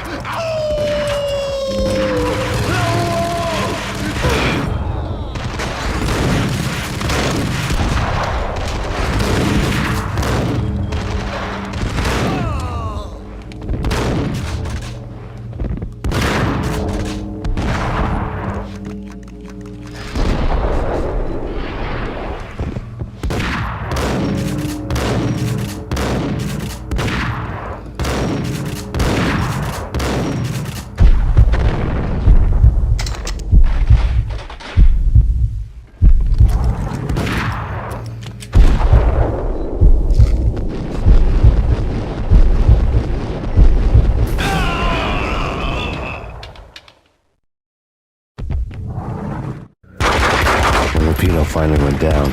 I wanted to make real sure he'd stay that way. V was a bad monster. Turned them into friggin' zombie demons from outer space. I think he's dead already. Huh? And that's when it happened. But dead or not, you've got the wrong guy. In stepped this knockout femme fatale holding a gun to my face. I returned the favor. Lisa Punchinello. Lisa Punchinello was the Don's wife. Mona Sachs. Lisa's evil twin. Your safety's off, evil twin. You might hurt someone with that gun of yours. Lisa's the damsel in distress. I'm the professional. I'd blow you away without batting an eye. Sure, and you can check out my credentials splattered all over this joint. Jack couldn't have framed you. Not the state he was in. We're after the same slime bag. Angelo Punchinello's the one who murdered your friend and framed you with it. You know this for a fact. I've got my sources. I don't have a clue these days. I just shoot them as they come. Who put a contract on the Archfiend? This one's mine. I hate the guts of that sadistic wife-beater. Why not pool our bullets for this one? I thought you'd never ask. My finger was starting to twitch. How do you like your whiskey? I'm easy, as long as you don't try to slip me a Mickey. You're a real angel, Max. It was good stuff. Tasted sweet as honey going down. Nothing personal. Can't risk you going berserk and getting Lisa killed.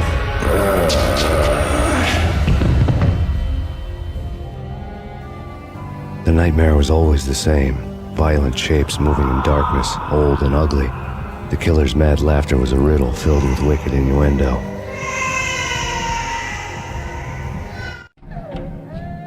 Somewhere, the baby was crying.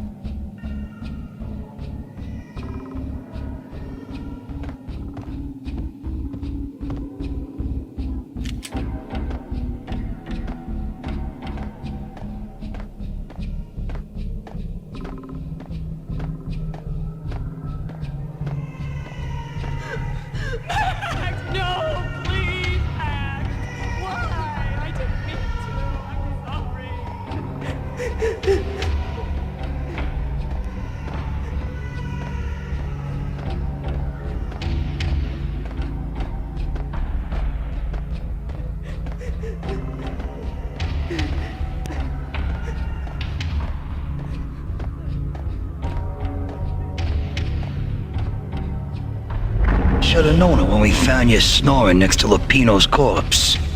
A comedian, huh? Michelle looked at me from the photo. The Payne family. Happiness captured in a Polaroid moment. I had thought it would last forever, till death do us part. I didn't want to think about it. As long as I didn't, it could never happen. But I had broken my own rule. The thought had already slipped in. Fear was rusty needles poking at my brain. Cold and scaly, it slithered down my chest.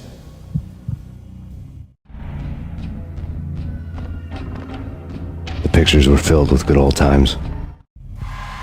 Alex and I had a few moments of glory between us. Crime-fighting comrades, the best in NYPD DEA collaborative team. Good-hearted macho bullshit like that. I would have given anything to have him here as my backup. No such luck. No luck at all.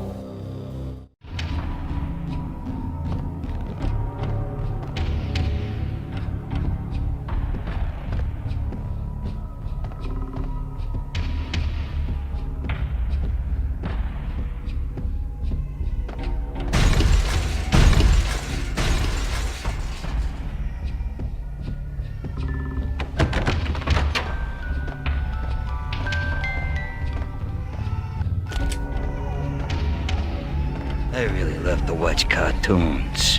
Captain Baseball Bat Boy is my favorite.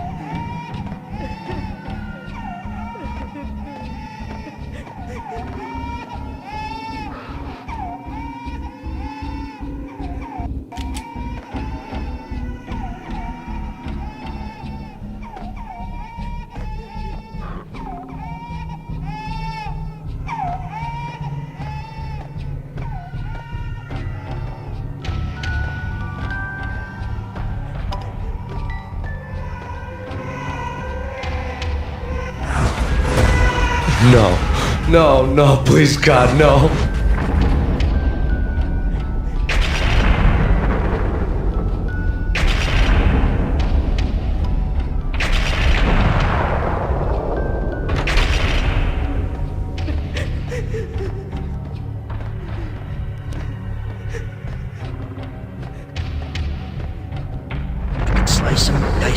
shoot them full of holes, blow them to bits, vaporize them, disintegrate them.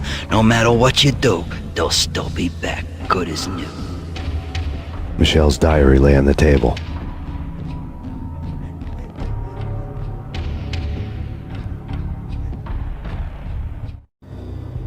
Michelle was working part-time in the district attorney's office. Her diary was open on today's entry, her handwriting all pretty curves. An army dossier found its way to my desk yesterday. Valhalla? Isn't that a Norse myth? Something about Vikings? I tried to tell Max about it, but he was busy, that cute frown on his brow. Guess it's nothing, just a mix-up at the courier service. From now on, I would always find time for her. It was a hollow promise. Too little, too late.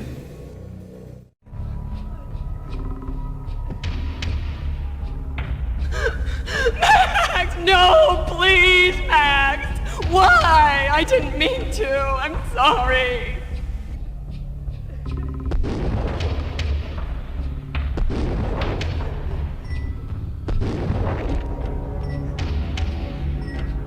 Murderer! You killed her! Nothing like that ever happens in the real world.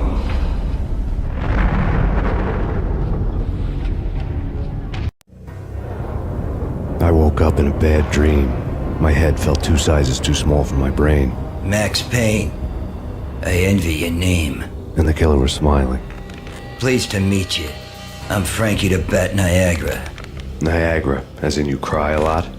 He had a baseball bat and I was tied to a chair. Pissing him off was the smart thing to do.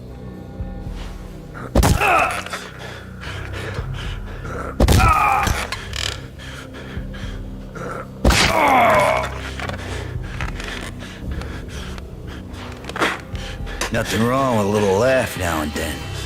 Take me, for example. I love to watch cartoons. Cartoon violence is a fascinating thing. Let's take a break. I need to take a leak and maybe grab a cold one at the bar. Don't worry. I'll be back to finish this off. And then, it's checkout time. You play, you pay, you bastard. He swaggered out, and the door clanged shut behind him, locks clicking into place. Everyone makes mistakes. Mine hadn't been to crack jokes about the goon with the bat. He'd have cracked my skull regardless. It hadn't even been to trust a girl with a gun. I had blindly gone after the first bad guy on my hit list when I should have been aiming further up the ladder, at the head of the Punchinello family. I couldn't bring myself to be pissed at Mona. Guess I had a soft spot for a pretty face.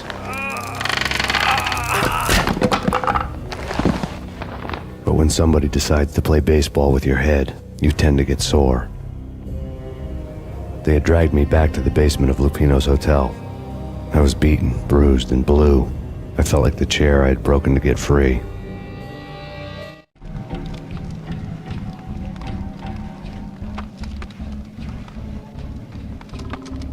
All I had was Niagara's bat, sticky with my own blood.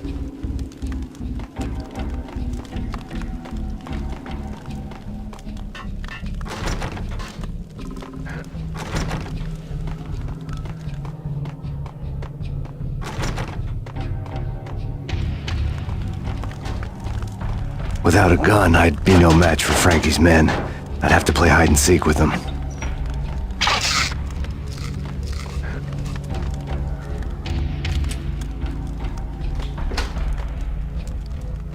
It's Frankie's turn.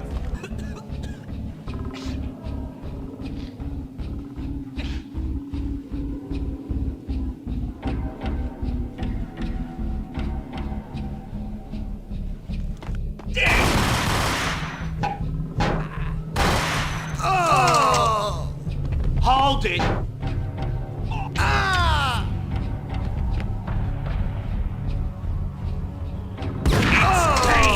Hold it!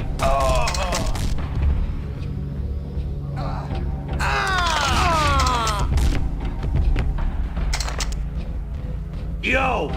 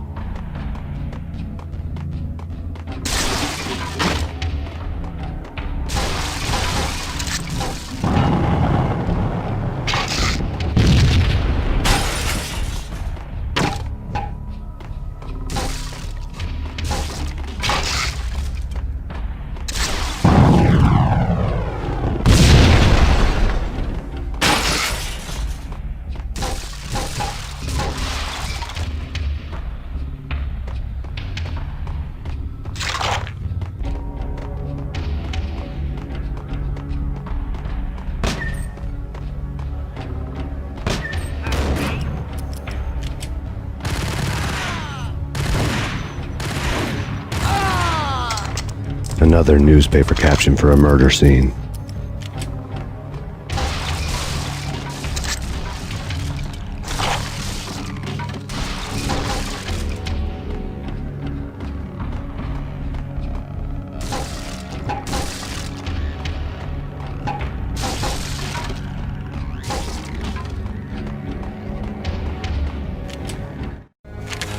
Frankie had left his calling card, a Captain Baseball Bat Boy strip, next to a sewer passage filled with bodies. You'd better not mess with Captain Baseball Bat Boy. Even my archenemy, Bicycle Helmet Girl, swoons at the sight of me. Aha! There were enough corpses to put a mass murderer to shame.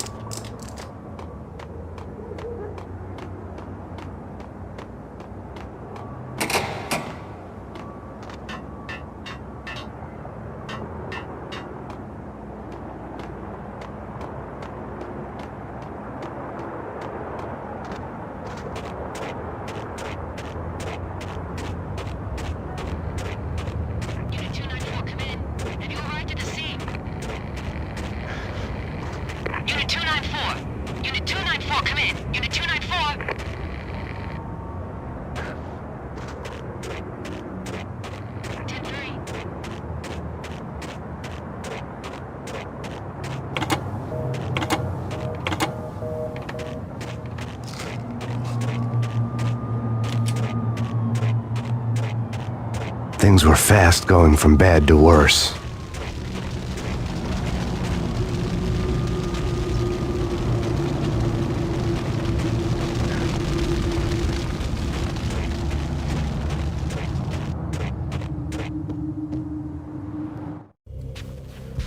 The men in blue had come and gone. They had decorated the place with chalk outlines and tied it together with yellow tape. The cops who had stayed behind were dead. Frankie, his boys, and I had the place all for ourselves.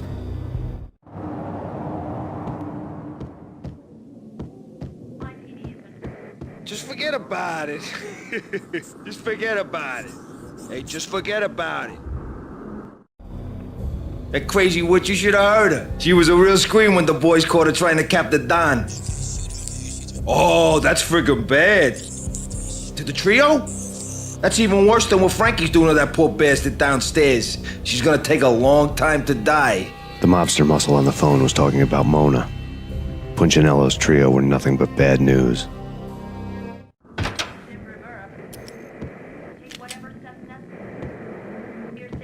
There he is!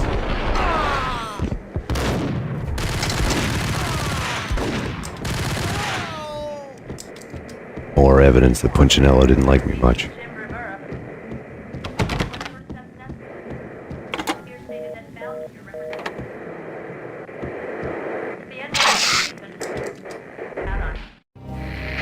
The fact remains that all the victims so far identified in the Ragnarok shooting have been known criminals, many of whom had large doses of V in their blood.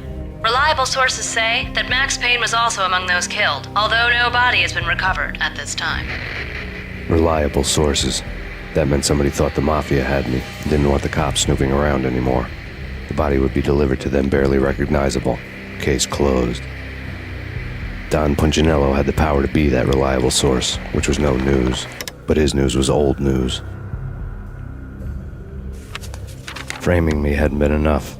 Don Punchinello had put a hit on me. He wanted me dead, and it had been important enough for him to give written instructions to Frankie about it. Max Payne should die like a dog for the trouble he's caused. Frankie, I know I can trust you to give this matter the dedication it needs.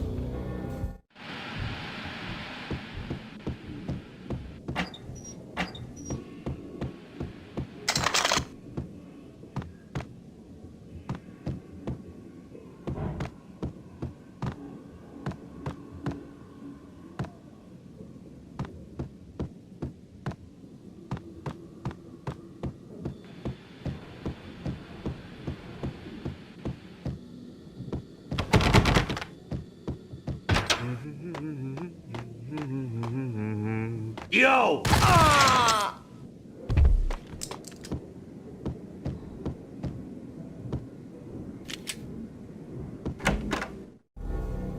The hotel bar was fast developing quite a history. True to his words, Frankie was there, having a beer. Jesus Christ. How the hell did you get loose? Got bored waiting. Thought, what the hell, we could just as well finish this here. Fine by me. This works out just as well.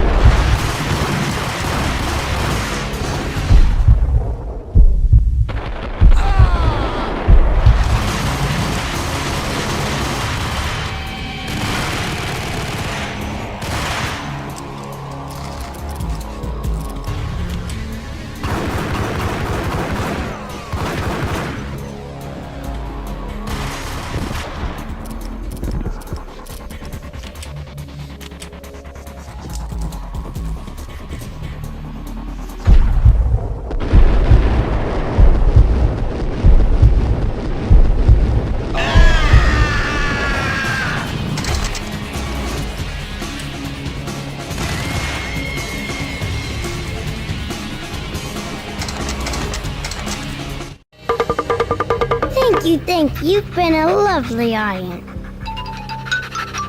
Had enough? I don't play with girls anyway. Unfair! I spotted the tail as soon as I left the hotel. A big black Mercedes. I'd seen the car before. That time it had heralded impressive explosions. Vladimir was back. Bang! You're dead, Max Payne. I might have laughed if I remembered how. What's this supposed to be? Cops and robbers? Look, you want something with me? Get in line. Peace, man. Relax. You know you are a real news item. Armed and dangerous. I am going to make you an offer you can't refuse.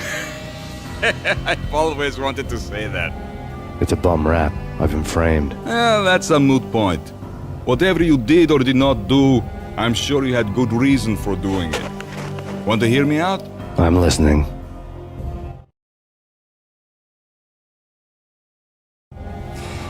Punchinello messing with V is bad for business all around. But that's not all. There is this guy, Boris Dine, used to pull jobs for me. He's the captain of the cargo ship Charon. Now the bastard turncoat has gone over to the other side, Punchinello's. The ship's loaded with high-res hardware, guns, my business. If Punchinello gets hold of that cargo, he's won and I have lost. And you'll have your work cut out for you. If you want to get to Punchinello, you'll need heavy-duty persuaders. I am just the man to get them for you. Change the ship back under my flag, maybe pop 2 in the traitor Dime's head while you're at it. You'll get enough guns to start the apocalypse. You in or out? Let's get this show on the road. Vladimir was one of those old-time bad guys with honor and morals, which made him almost one of the good guys. None of us was a saint. The Brooklyn riverfront was a maze of rusty containers, sharp-boned cranes looming up from the snowstorm. On a night like this, you couldn't help but think of the dark army of dead men sleeping with the fishes, cement shoes in line. No Minotaur lurked in this labyrinth, but somewhere out there, on the clanking deck of his cargo freighter, the skipper of the Chiron was waiting, like the ferryman of the river Styx. What the heck?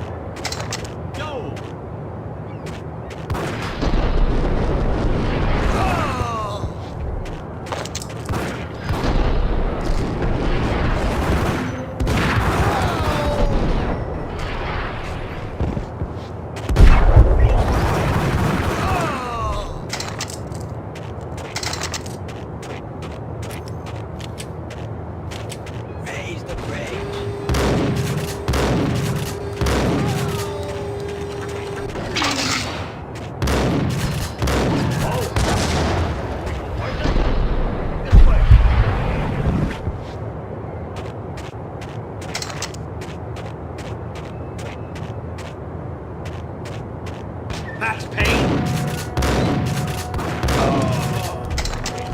I doubted the letter was a receipt. Rico Muerte had come to town to do more than just sort out family troubles. Exhibits number 1, 2, and 3. A briefcase of money, a sniper rifle, and an envelope with one word neatly printed on a folded piece of expensive paper. Mayor. It didn't sound like a mafia contract at all. It was too cold and too to the point.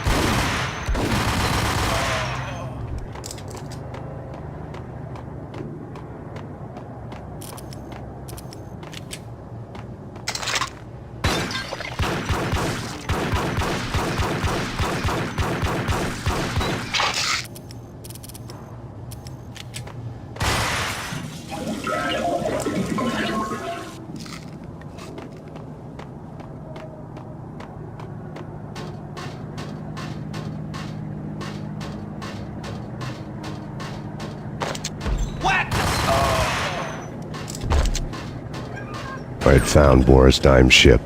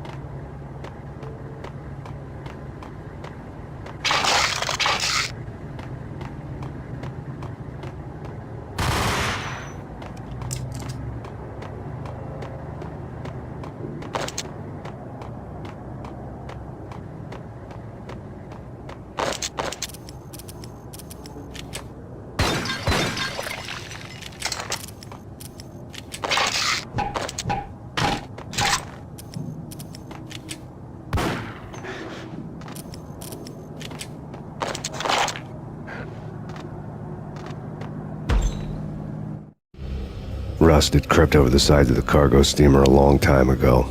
Boris Dime would be on board. I'd have to smoke half of his crew to even get near the gangplank. The guns were probably being kept in the hold, buried amidst the rats and oily water.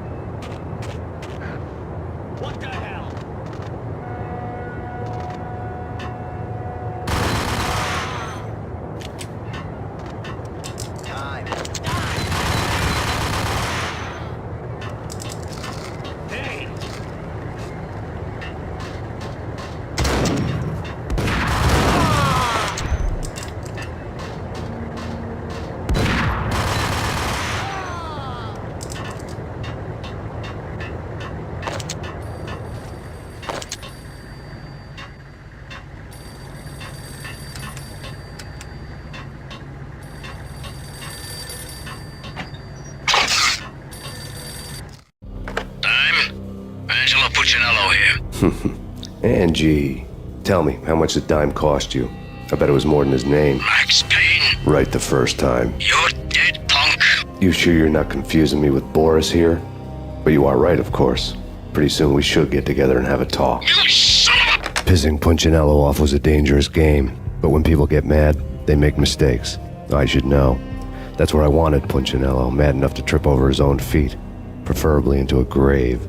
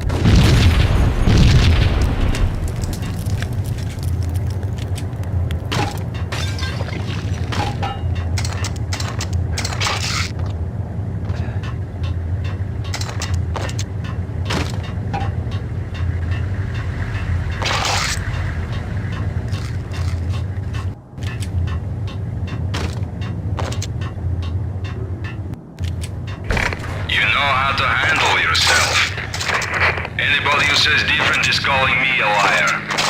Vladimir here. Collect all the guns and ammo you want. Meet me on the bridge afterwards.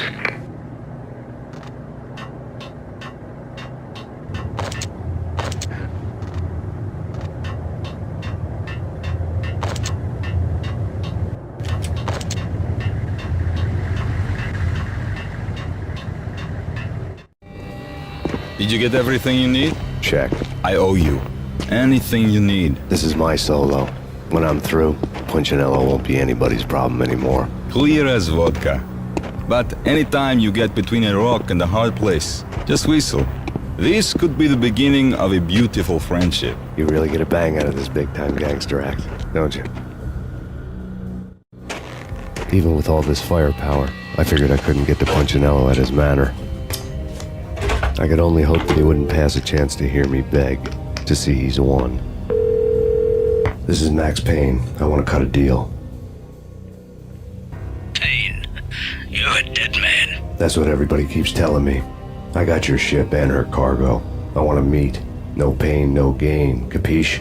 You know my restaurant? Yeah, I know it. 1 hour. Punchinello's restaurant had seen better days. Snow was falling like ashes from post-apocalyptic skies, but that was outside. Things would soon get hot in the Don's restaurant. I knew it was a long shot, Angelo Punchinello actually showing up, but there was no crime in hoping.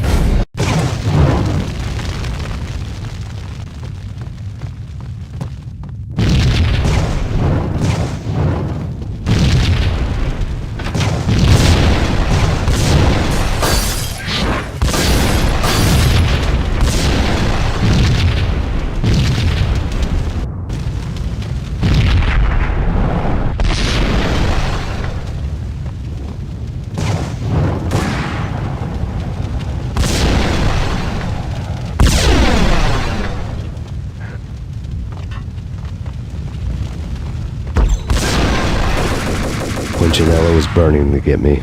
The feeling was mutual. He was trying to put out my flames with gasoline.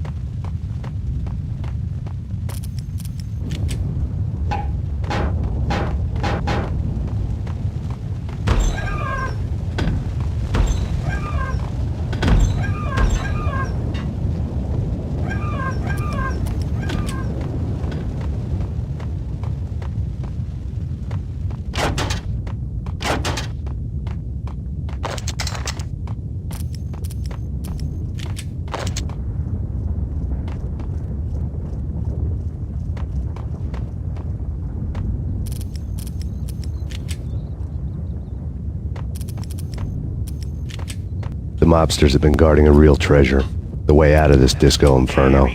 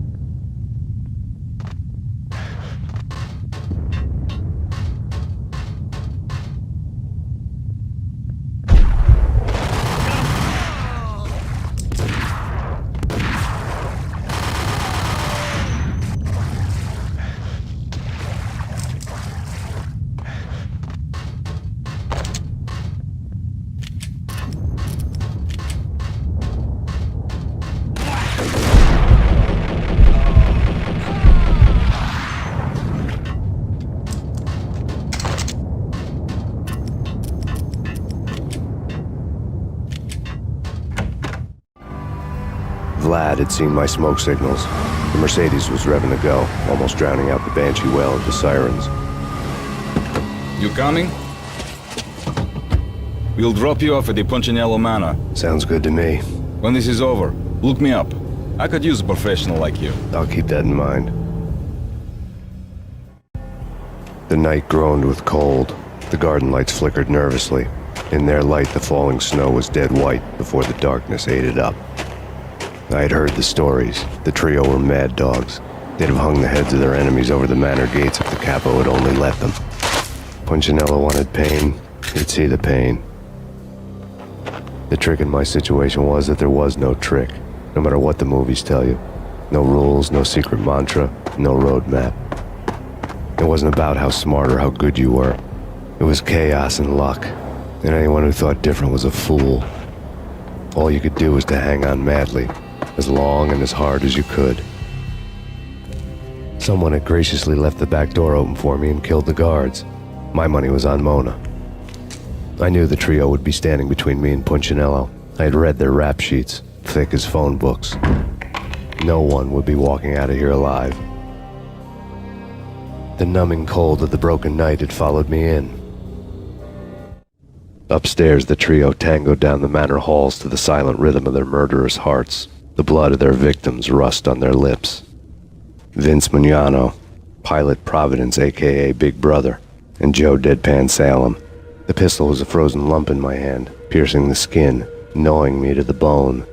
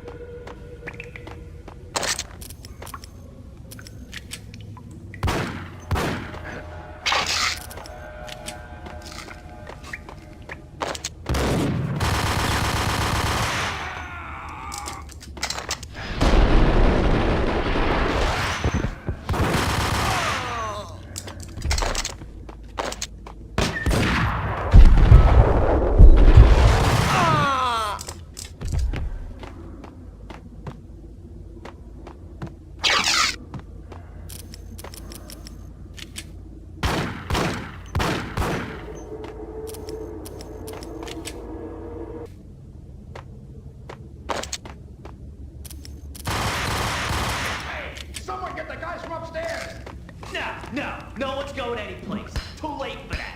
He wants to be with us, big hall.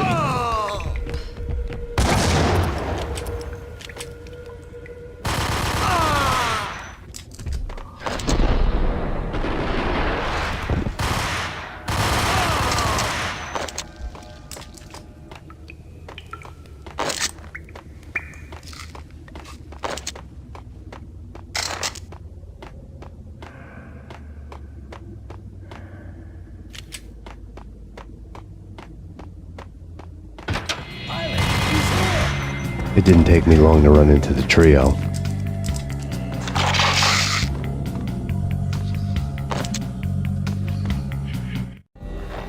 The word on Lisa Punchinello was that she was a bit of a witch.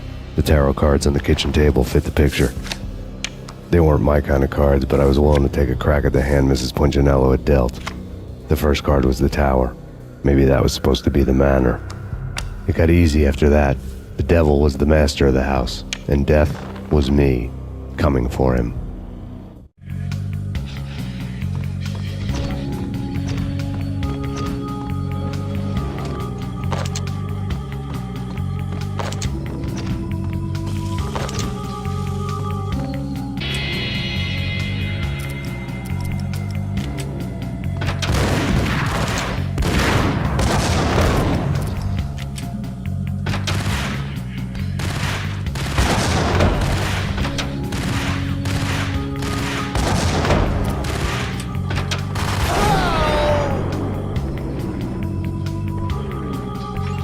One down, two to go.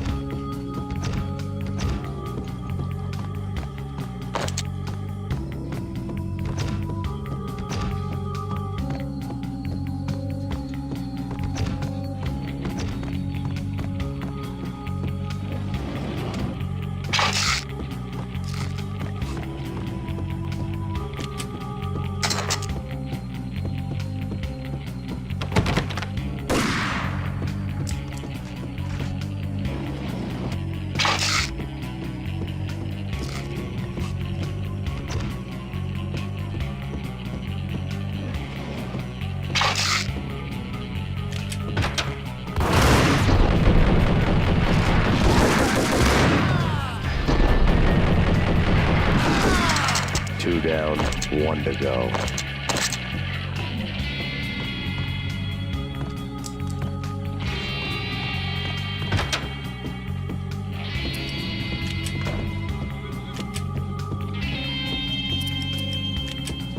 No stopping him! This will. This will stop anything. Hey, come on.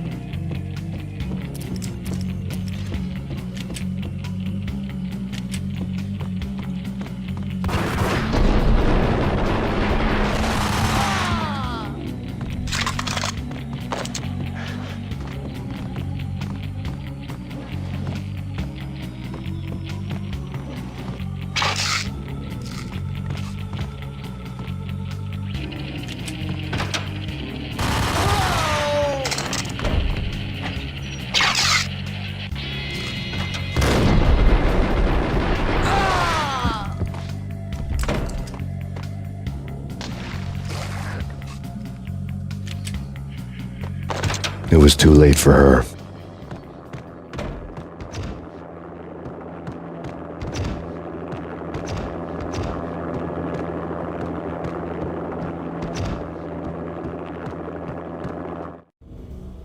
You're a real angel, Max.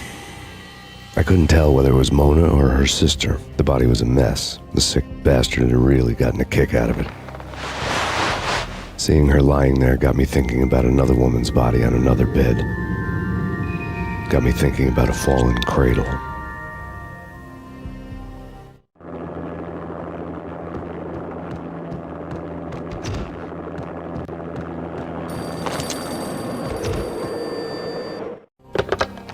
Max Payne, Talk to me. Alfred Woden. You've got company. An armed helicopter just landed on the manor grounds. You must hurry. The more the merrier. End of the road, Payne. Vince Mugliano.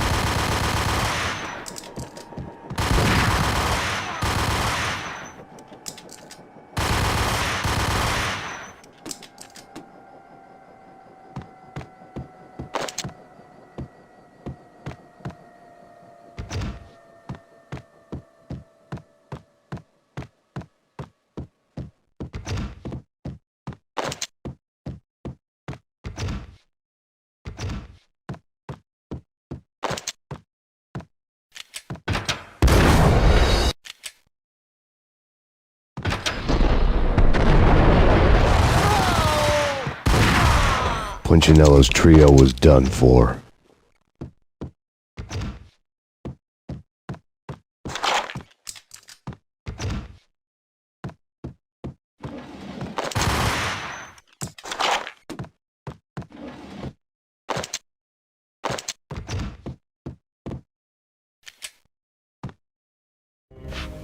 Outside my door.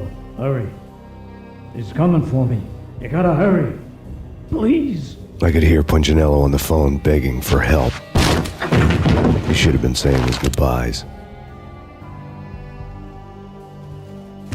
Punchinello was a pushover. The moment I stepped into the room, he folded like a deuce before a royal flush. No, wait. I was just doing what I was told. I couldn't refuse.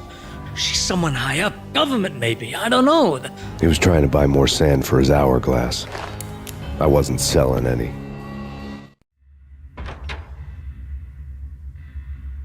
No, I told him not to.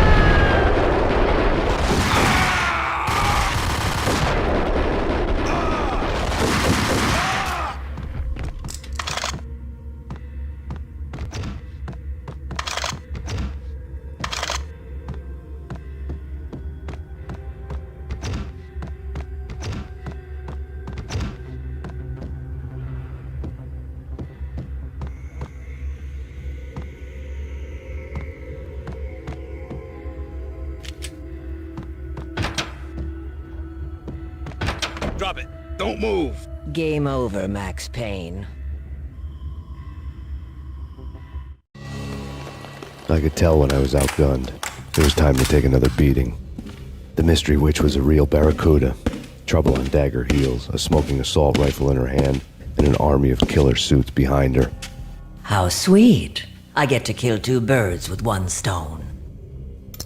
Sooner or later, it was going to catch up with you. Mr. Payne, it's time to show you the benefits of my brew. Be a good boy now. You'd find that Lady Luck was really a hooker. You were fresh out of cash.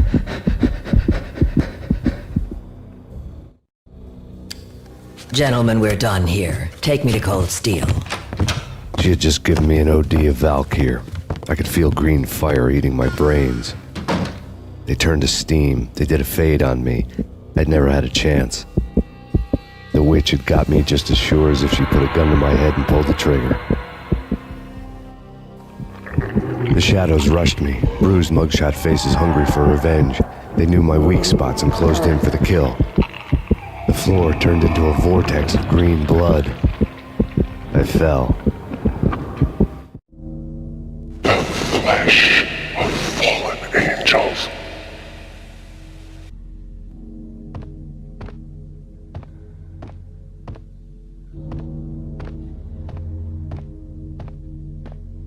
Who's there?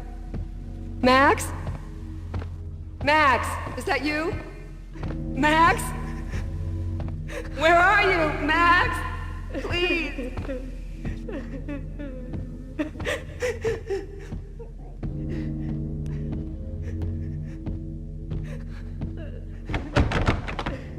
No, please, Max, no. I'm sorry.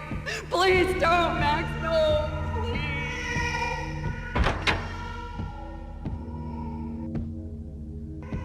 Max? Where are you, Max? Please. The letter was staring at me. There was something disturbingly familiar about the letter before me. The handwriting was all pretty curves. You're in a graphic novel. The truth split my skull open, a glaring green light washing the lies away. All of my past was just fragmented still shots, words hanging in the air like balloons. I was in a graphic novel. Funny as hell. It was the most horrible thing I could think of. Bartender is shiny stuff and dreams are made of stooped necromancers. He sings like a banana wrist, having strayed too close to the constellations on their shaved skulls. There was a bad line in a prank call. Someone spouting insane babble. I couldn't make sense of it. But I had an overwhelming sense of deja vu, and the caller's voice sounded oddly familiar.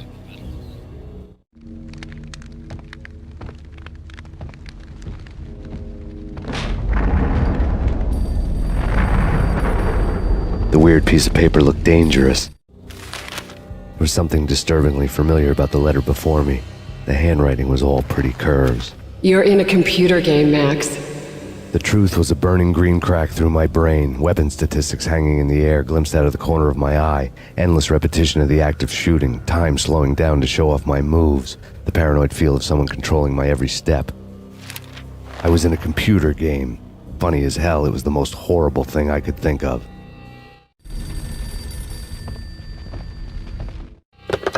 Don't lose it. It's Valkyr. The drug. Snap out of it. Try to remember. It was a bad line in a prank call, someone spouting insane babble. I couldn't make sense of it. But I had an overwhelming sense of deja vu, and the caller's voice sounded oddly familiar.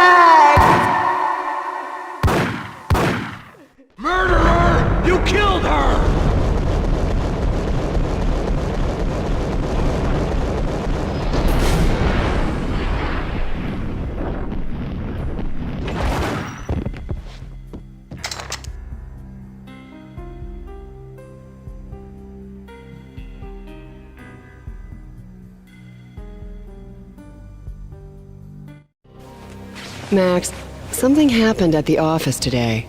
A strange memo. Something about Vikings. Honey, I gotta run. You can tell me all about it this evening. Have a nice day, darling. The bullet holes were rubies on her chest, blood glowing on her ivory skin. She was so beautiful. The killer was smiling. The flesh of fallen angels. Slowly, the green nightmare faded, leaving dark stains on my soul that would never come off. I felt like flatlining. I was all shook up. I woke up in a cold sweat, sick and tired to the bone, lying in a puddle of my own puke. The hag had said take me to Cold Steel before it had all gone crazy. It was a clue. The only one I had. It took me forever to crawl back to my feet and hit the road, but when I did, I drove straight to Cold Steel Foundry outside the city. There was a whole lot of action around the place for a freezing winter night. Trucks coming and going, men running. I had the drop on the mystery witch. She thought I was dead. I was on her blind side. I was going in. The bad trip had put me in a crazy mood, adrenaline pumping through my aching veins. Staggering on the mill roof in ice and snow and wild wind, I was a ninja. My kung fu was strong. I wasn't kidding anybody. At best, I was Superman on kryptonite about to fall through a skylight, down to where it was all going down. A half-abandoned industrial area in the middle of nowhere. The factory was a perfect front for any number of illegal activities.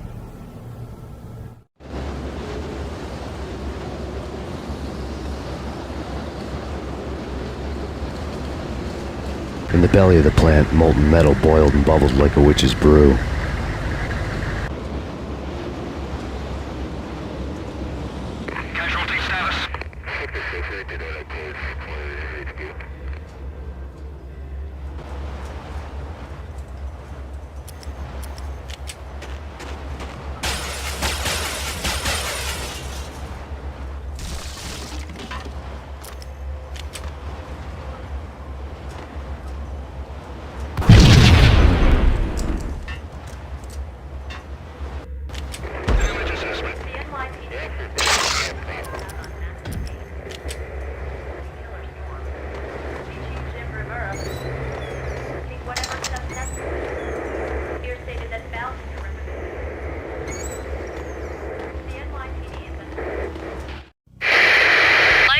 Weather condition.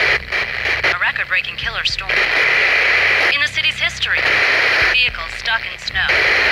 Heavy snowfall. Forecast shows severe weather is expected to continue. Out in the night, snow fell like confetti over the Devil's Parade. The storm was anything but over.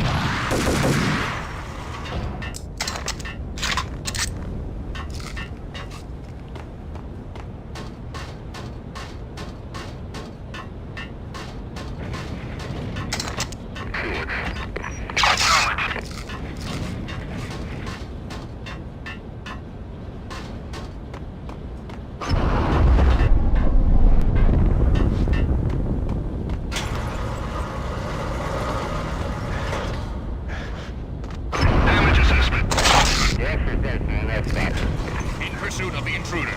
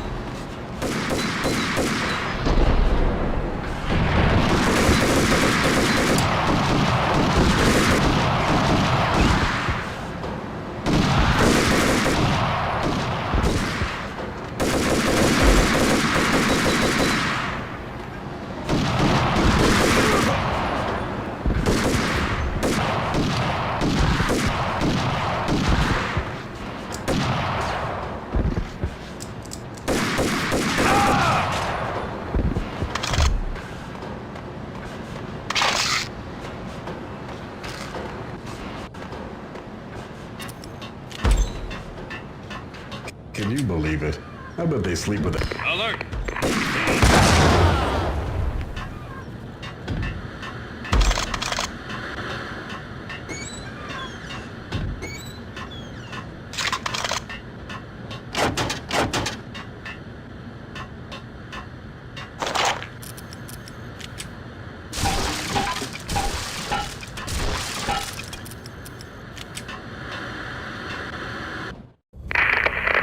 Perimeter breached. The facility has been compromised. Repeat, the Deep Six has been compromised. Initiate Operation Deadeye. The walkie-talkie military lingo could mean only one thing. They were getting ready to destroy the evidence and vanish into the night. I was so close. The hidden truths were just around the corner.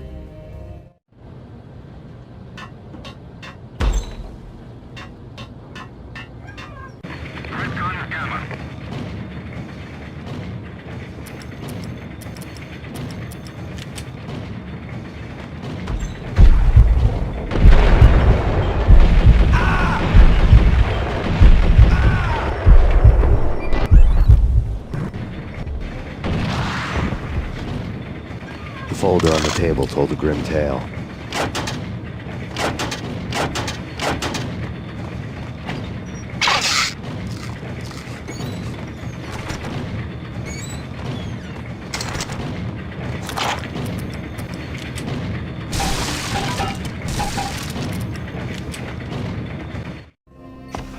The mercenaries were running a tight operation, paperwork and all.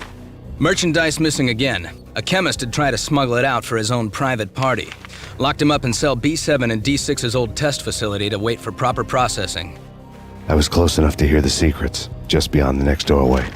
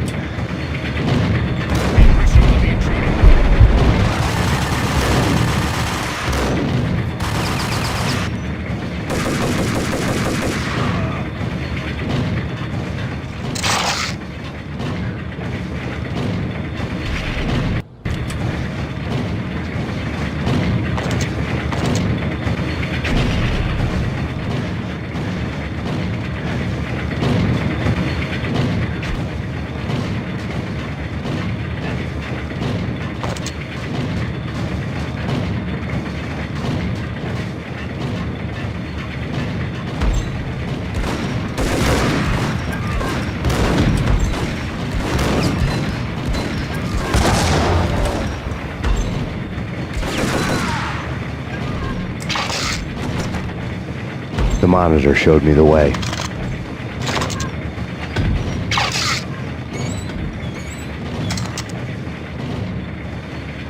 Processing diagrams filled the control room screens, all but one. An elevator titled D6 on one of the screens, somewhere onwards, past rows of ovens, in the core of the plant.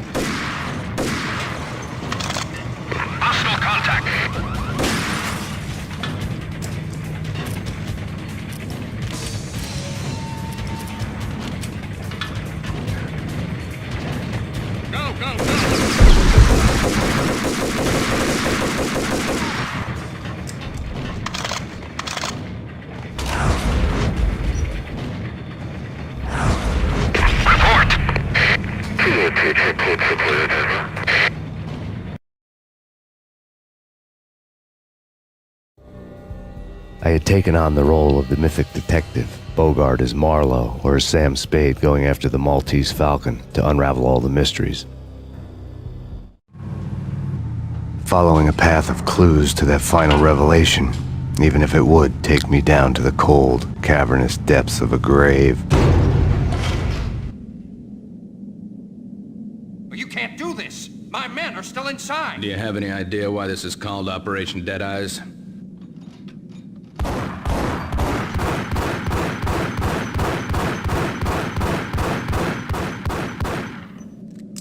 I think he's dead already. Let's do it.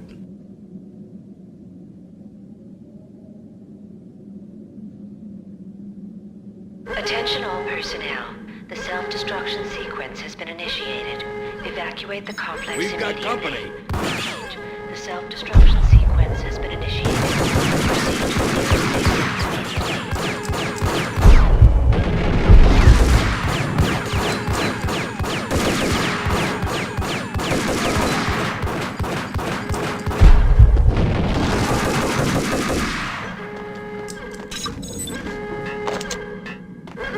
I had seen the logo on the floor before.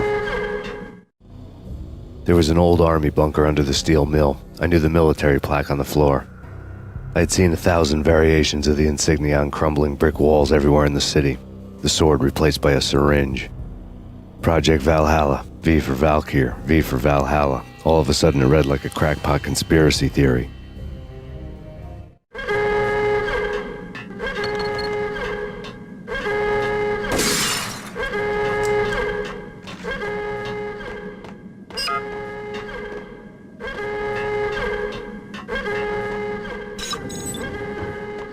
Abort! The self-destruction sequence has been initiated!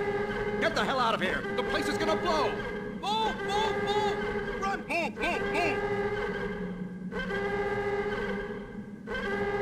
Attention all personnel. The self-destruction sequence has been initiated. Proceed to the nearest exit immediately.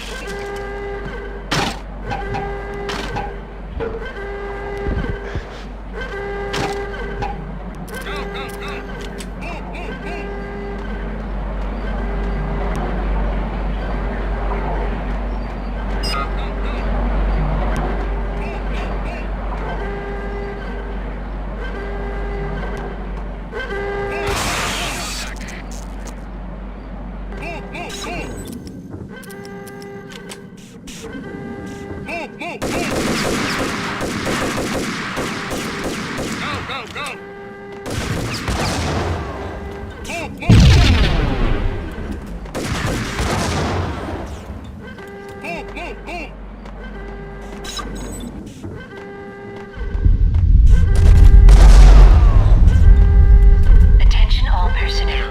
The self-destruction sequence has been initiated. Proceed to the nearest exit immediately.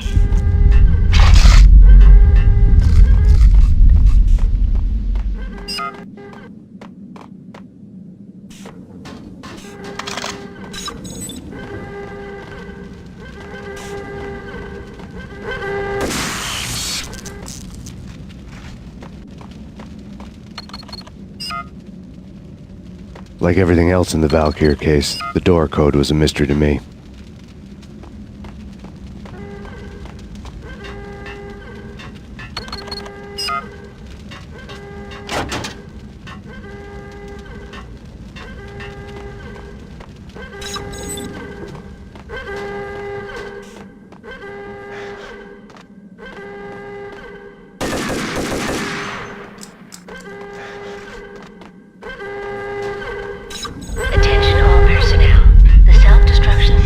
Had been using the workstation when he died.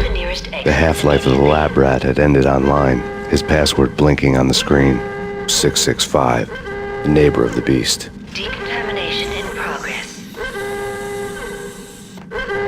Decontamination completed.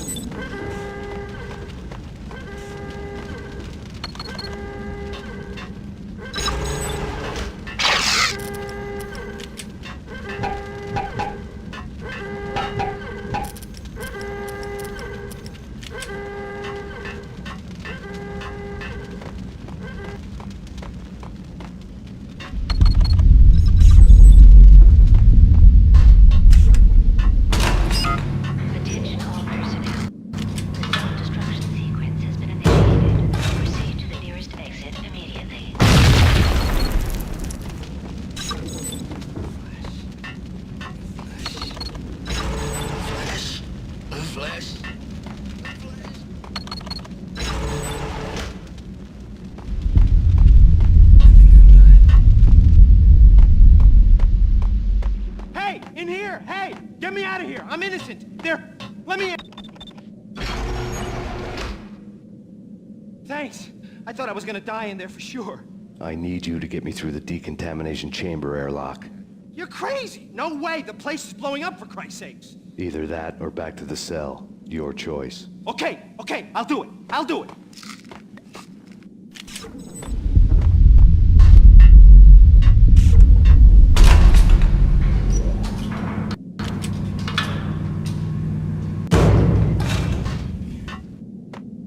Attention all personnel. The self-destruction sequence has been initiated. Proceed to the nearest exit. We're dead! We're dead!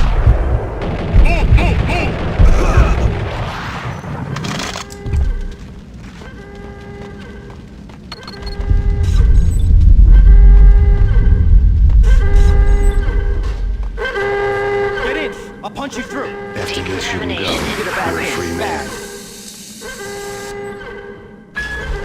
Decontamination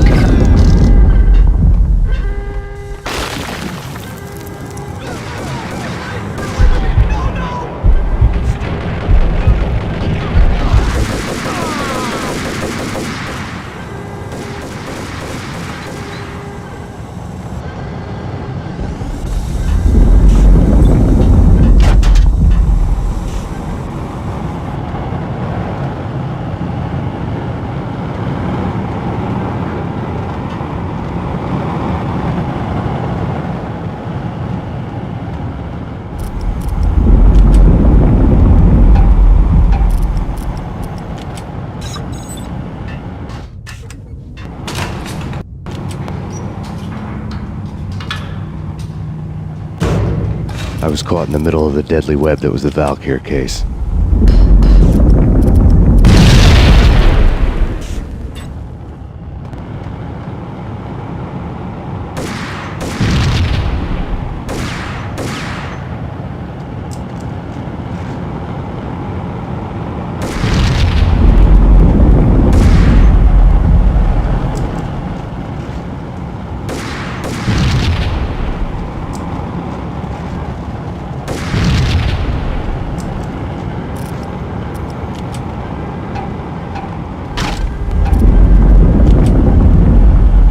One of the lab terminals had the project logo. Top secret. Project Valhalla. U.S. Army. Yggdrasil Network. Valhalla.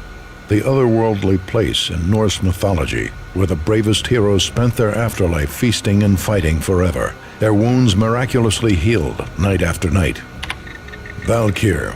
The maidens who chose the most courageous Viking warriors and carried them to Valhalla. 1991. The research objective is to create a chemical substance to enhance the stamina and morale of infantry troops. 1995. Results unsatisfactory. Project cancelled. Someone had decided to continue the sick experiment unauthorized. Project compromised. Data leak. Fix the damage by any means necessary. Security clearance red. Authorized by the project lead. Field test. Double the dosage for all the remaining test subjects. Observe and record the subject's behavior in an urban setting. The drop-off point was my old address in New Jersey. The file dated 3 years ago. Just when you thought you had reached the deepest depths of horror, it suddenly got worse. How to turn off that small voice inside your head that started to whisper that you should be glad that now, if not before, your revenge was justifiable on any conceivable moral scale. That small voice proved, beyond any doubt, that I was damned. On the screen, the dagger-heeled woman had come and gone a long time ago. There was nothing more for me here. The bunker's name was acting as a self-fulfilling prophecy.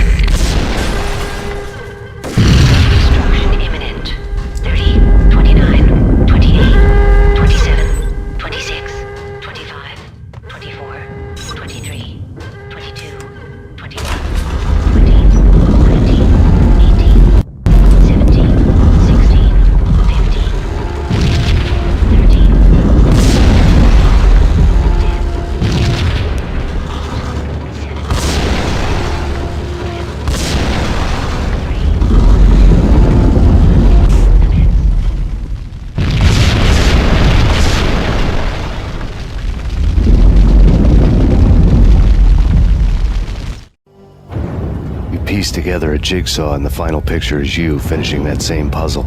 A mad, green-eyed killer standing behind you. An urban legend come true. The Project Valhalla test subjects had been the mad junkies who had murdered my loved ones. The rest was simple body count math. It all pointed to her. Ms. Valkyr. The factory went up in a fiery inferno behind me. All my leads were dead, turned to smoke and dust. I had lost my way. I hadn't slept in a million years.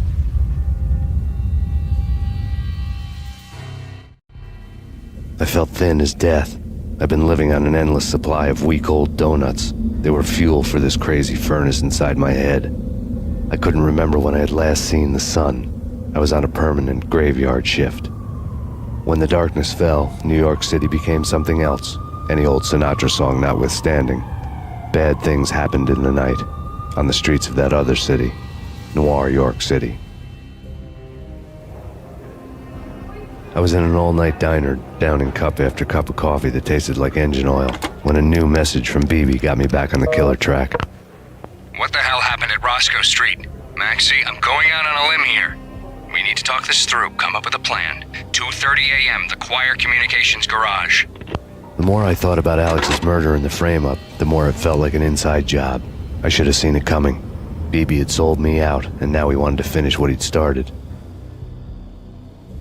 The garage was dead.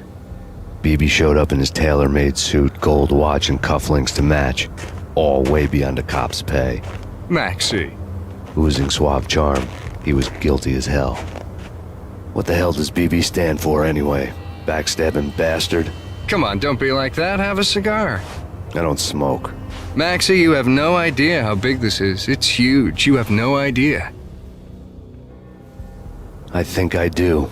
You're a bribe-taking bent cop who sold out his partner. Those mobsters in the subway were a dead giveaway. Hard to miss. Bet it was exactly like this with Alex. Up close and personal. You can't win this one, Max. No, but I can make damn sure none of you do either. BB turned out to be another cardboard cutout bad guy.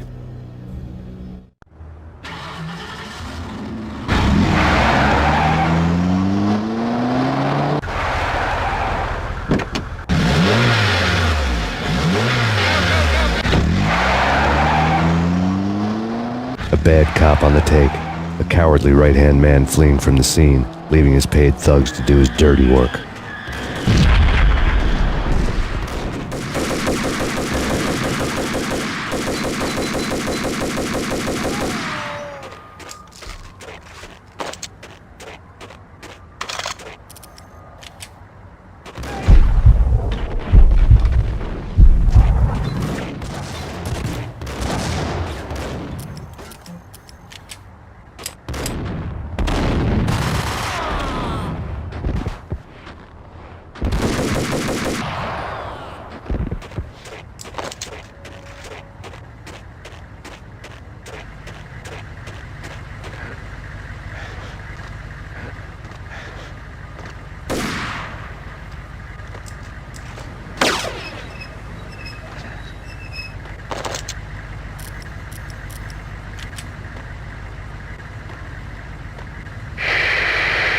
To everyone at Remedy, this is Jamie and Renault. Hello. Hey, how you doing? And this is hopefully the last session we've done for you, or we're going to do for you. It's been a pleasure working on this game. We hope you like the audio. Good luck with bringing it home. And we're with you on it all the way. And again, thank you very much, and the game rocks. Thank you very much, and it was a pleasure meeting you guys at E3, and we hope that this is everything you need. And we're there for you, and we can't wait to see it come out. Yeah, thank you guys. Thank you.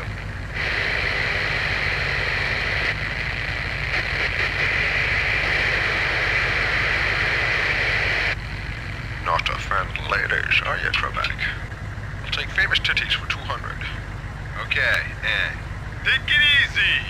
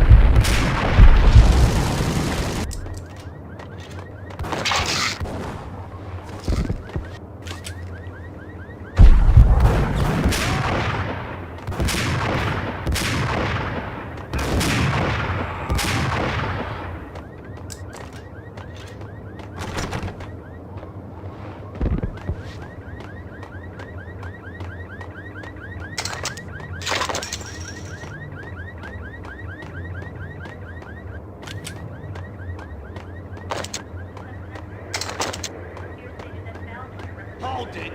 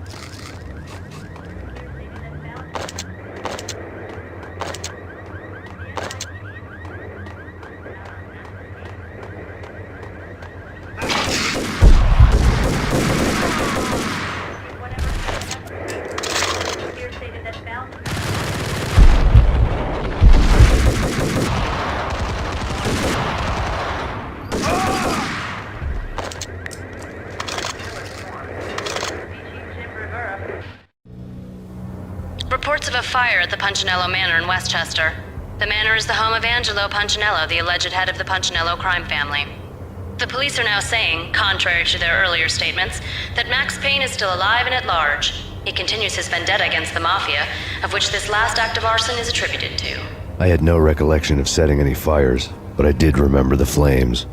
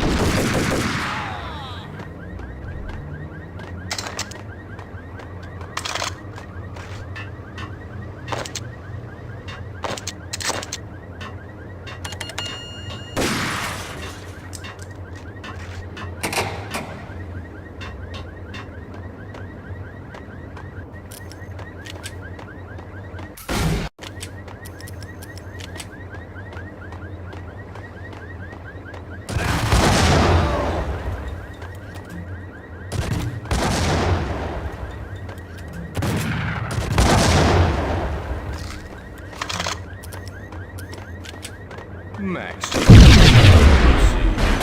Come I'll come out wherever you are. You know, I really hate people who refuse to see the inevitable, to do the smart thing.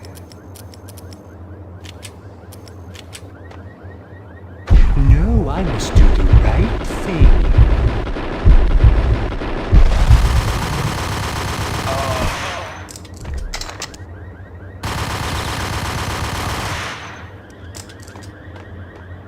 The payphone started to ring.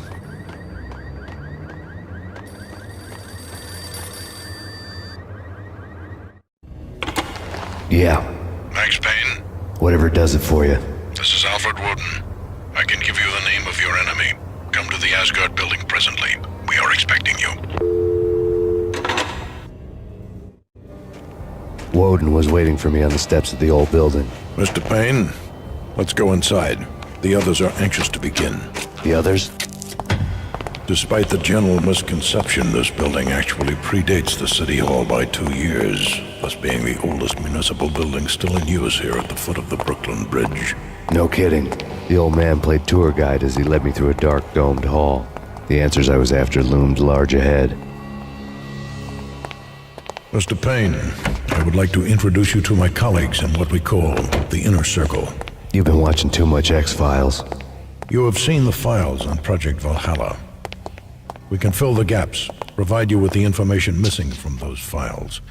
We were all involved in the early stages of the project during the Gulf War. What's the catch? We would very much like to blow this thing wide open, but our hands are tied. Her name is Nicole Horn. She was the key figure in Project Valhalla. When the funding was discontinued, she simply refused to quit. She knew exactly what she had in her hands. Nicole Horn is the president of Acer Corporation. She has more than half the city in her pocket. This must be kept under wraps. If you try to go public with this, we will deny any knowledge. We need you to take her out. Afterwards, we can protect you. Make all the charges go away. That was the cue for the killer suits to kick in the doors and swarm inside.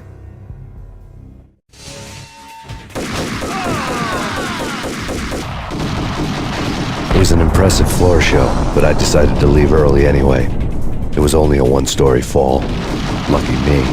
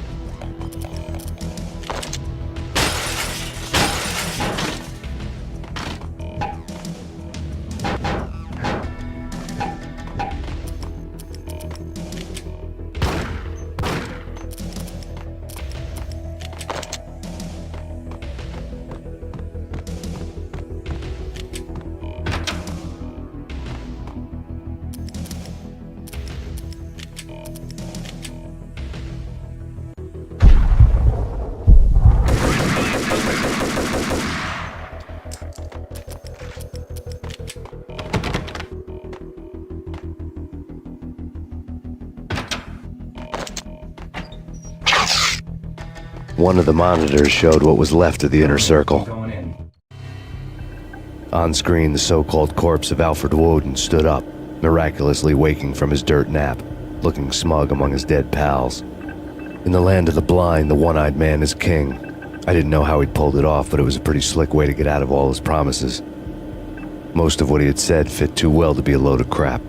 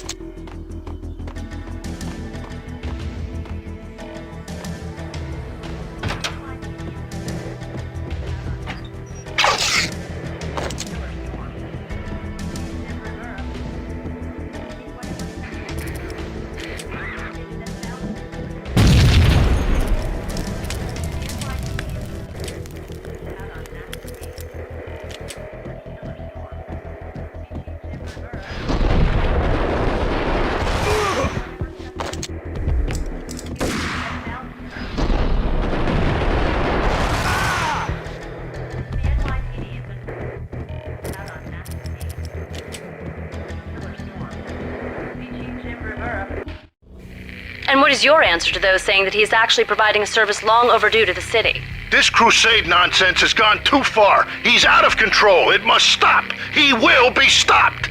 That was Deputy Chief Jim Rivera from the New York City Police Department.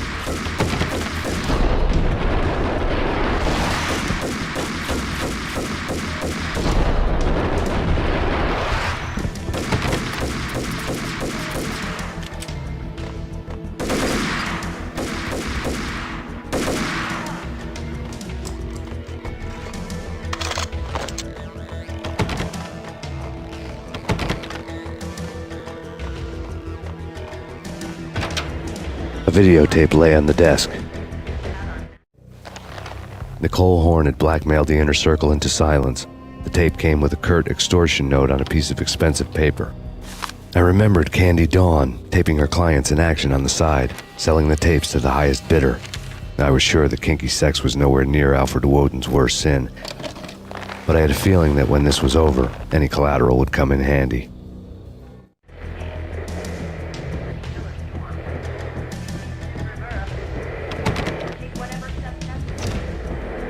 Woden had left me a present. Woden had taken care of my mission preps with military precision. The critical areas in the Acer Corporation headquarters blueprints were circled in red. The president's office was at the top of the building, right below her penthouse suite. The elevators were controlled by a security computer, part of the mainframe located underground below the building. The high-rise was sealed as tight as a sci-fi fortress.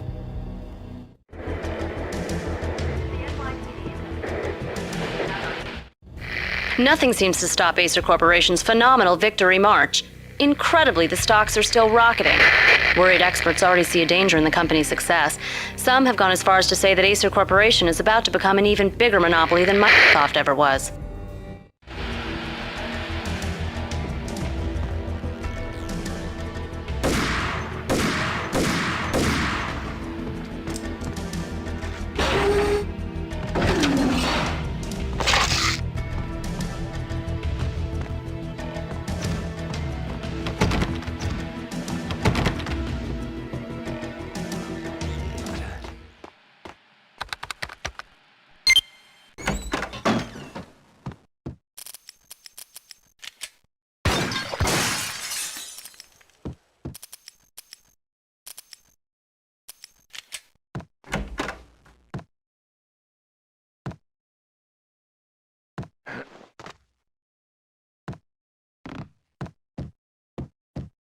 Next, the season finale of The Void. Captain's log, development update 2001. The crew of our verdict's pixel shaders were left out of alignment, and we have been forced to stop to make repairs.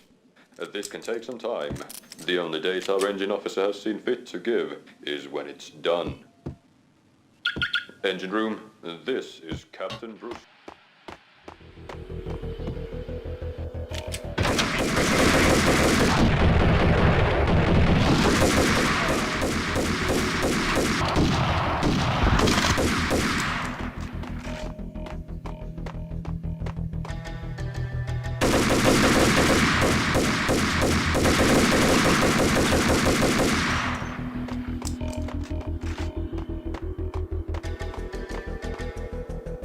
Engaging hostile.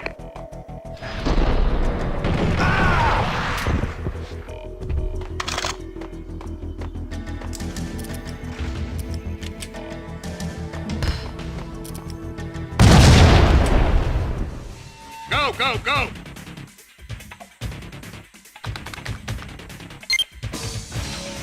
In pursuit of the intruder.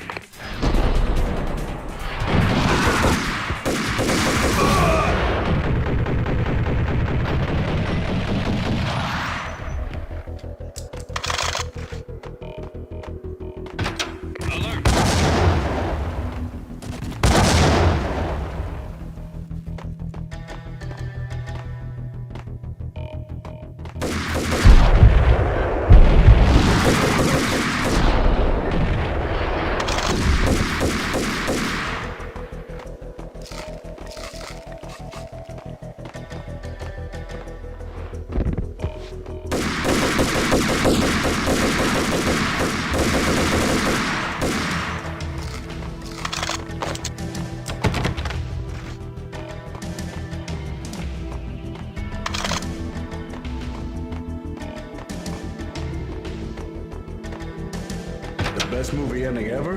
Gotta be Butch Cassidy and the Sundance Kid. A hero's end, going out with guns blazing. Never heard of it. No? Okay, new stuff then. Usual suspects. Where Spacey walks out of the police station and suddenly loses his liver. Or hey, 7, where Brad Pitt gets to that head-sized blood-soaked cardboard box. Now I know.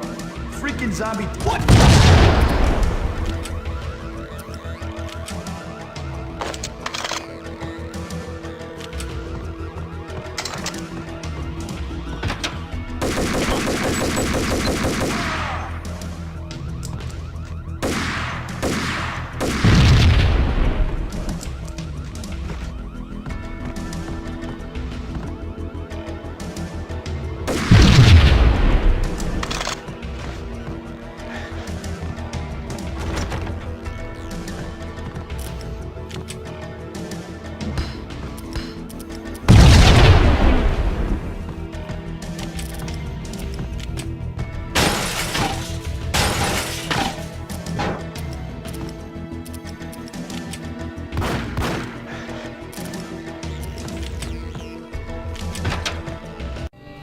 I had dreamed of revenge. Those dreams were always nightmares, of coming close and then failing. Now I was close. I had a name to guide me, Nicole Horn. I had nothing to lose.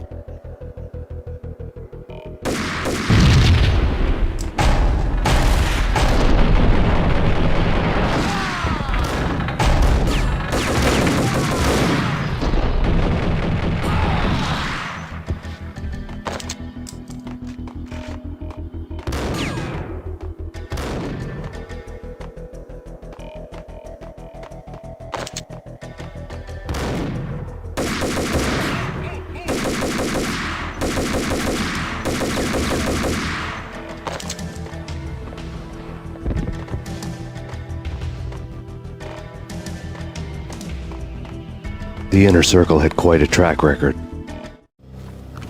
Project Valhalla had not been the only thing the Inner Circle had been involved in. There were rows of cabinets full of files. The Serpentine Secret Society went back a long way, always pulling strings from the shadows. I couldn't say I was sorry. Woden's move in some Byzantine power game had cut the Circle's membership roster to 1. The old man wanted me on cleanup duty. It was my mess, too.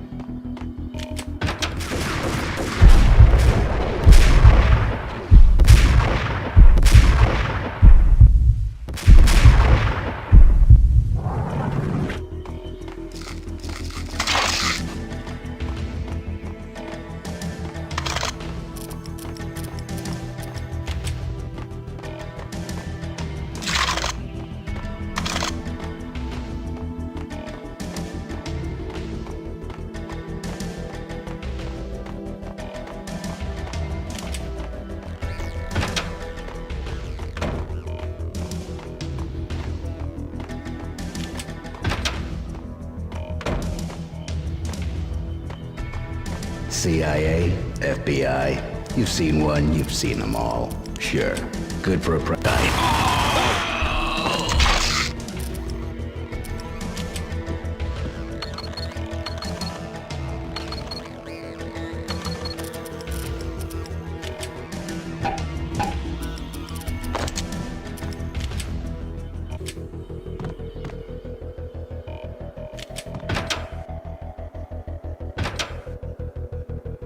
Take him down. Shoot to kill.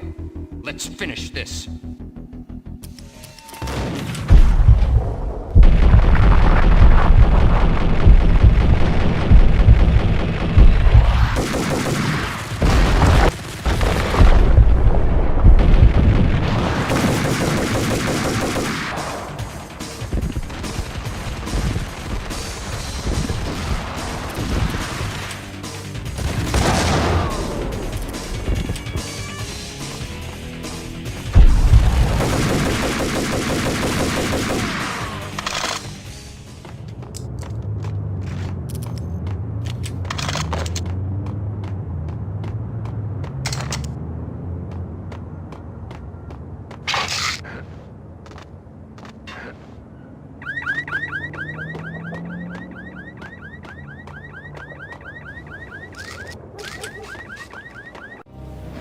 Mine wasn't the most original approach to the problem.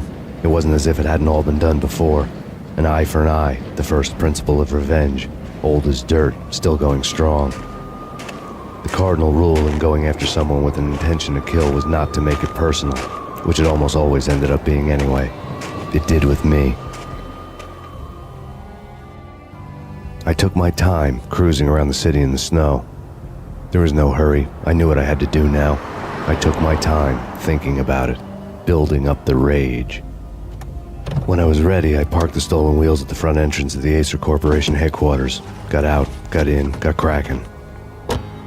I had a bullet with Nicole Horn's name on it. I had 10,000 bullets with the hag's name on them. She had ultra-high-tech security systems, enough mercenaries and weaponry to start World War III. There was no fear. New York disappeared behind a veil of snow. I had crossed the threshold. This was her domain, sleek and sexy and soulless, all glass and steel. A place of color-coded security keycards, metal detectors, and surveillance systems.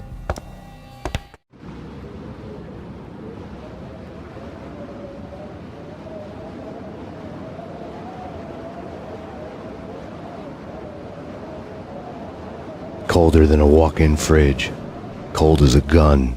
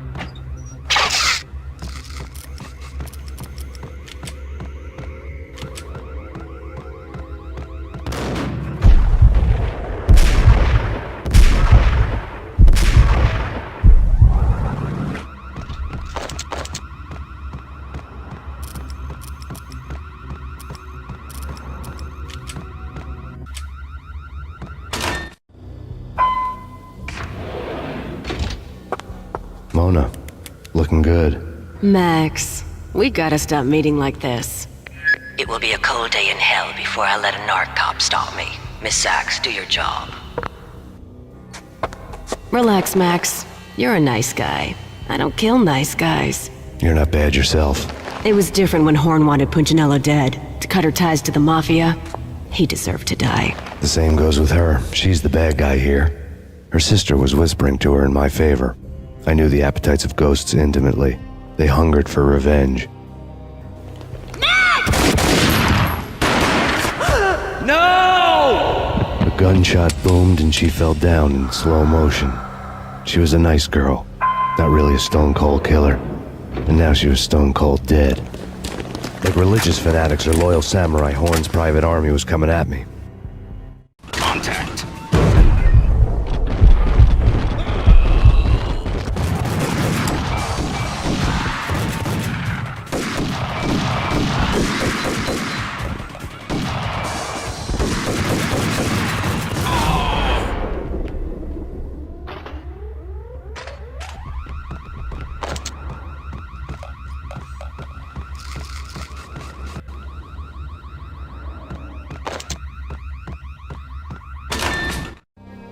When the elevator came back down, Mona was gone. There was a lot of blood, but no body.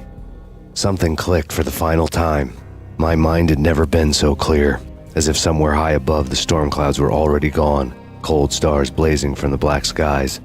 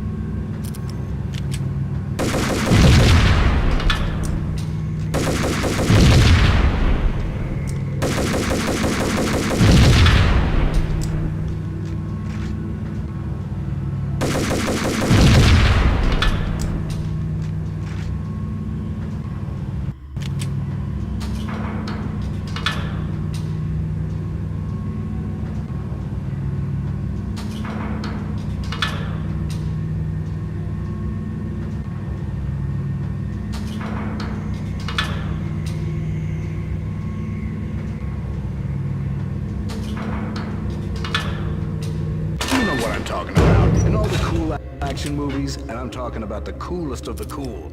It always seems like time slows down in the middle of the action. You know, you can see the bullets flying through the air, the hero dodging and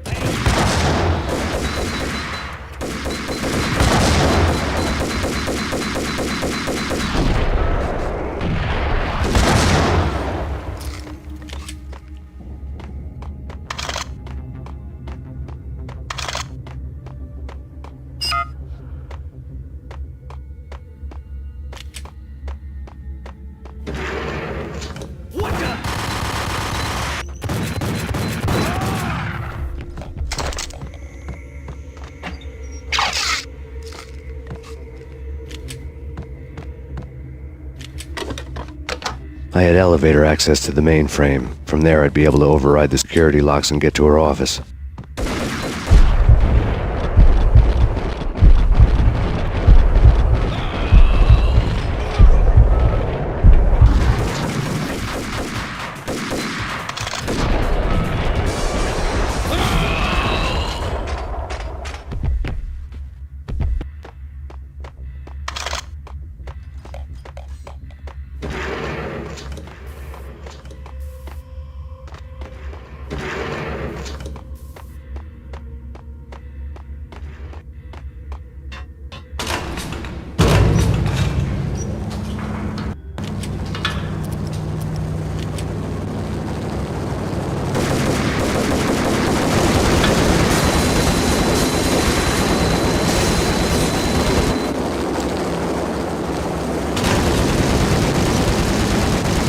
The unmarked chopper was Horn's pet guardian, inhuman and flawless. It was stalking me.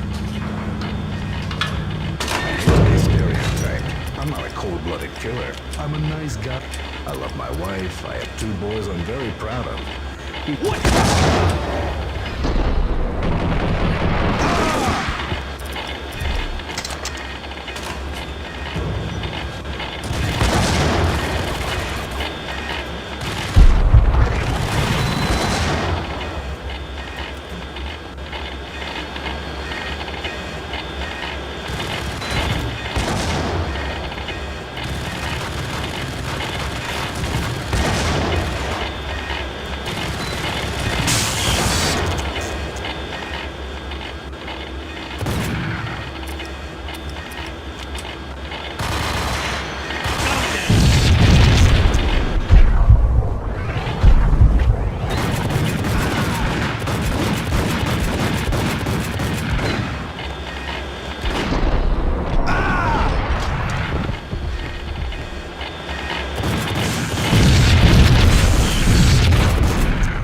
Horn's locks were now offline.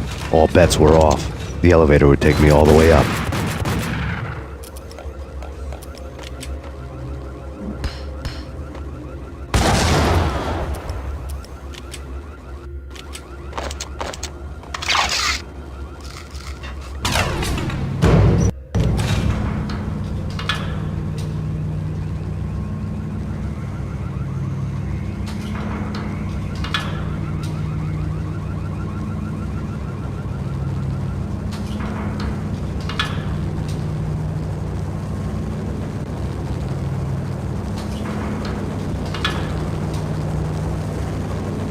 Seen from this height, the night seemed to stretch on to eternity. A hint of desperation had crept into the snowstorm, as if it was trying to get it all out before the end.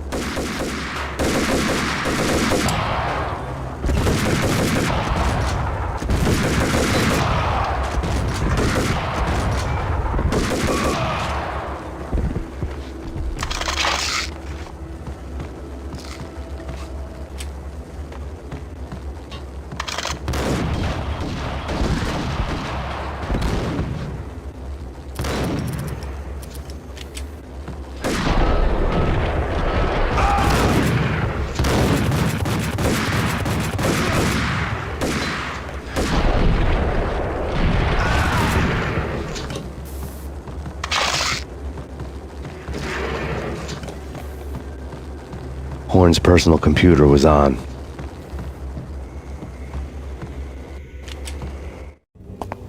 Next to the printer was a neat stack of expensive paper.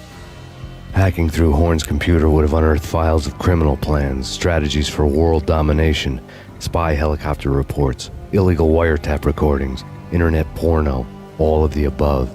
Take your pick. I really didn't care anymore. I had seen too much of it already.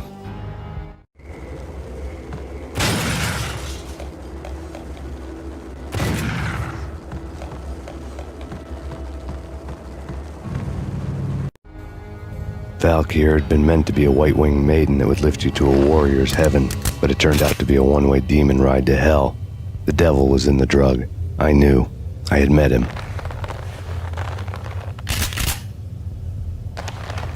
And now I was gonna kill her, the queen of the underworld who had tried to lift herself a bit closer to heaven with her drug money. No begging, no bribes. She knew better. Honor among killers. We who were about to die. Both of us knew how this would end, in pain and suffering. All this because your wife stuck her nose into things that were none of her business.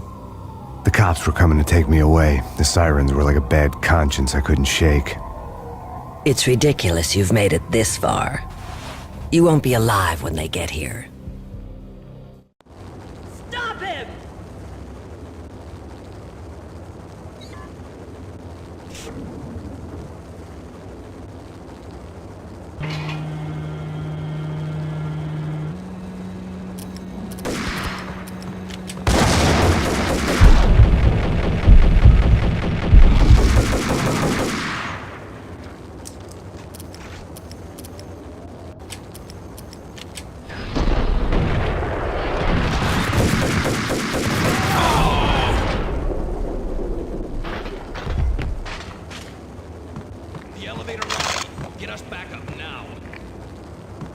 Max Payne, this is futile.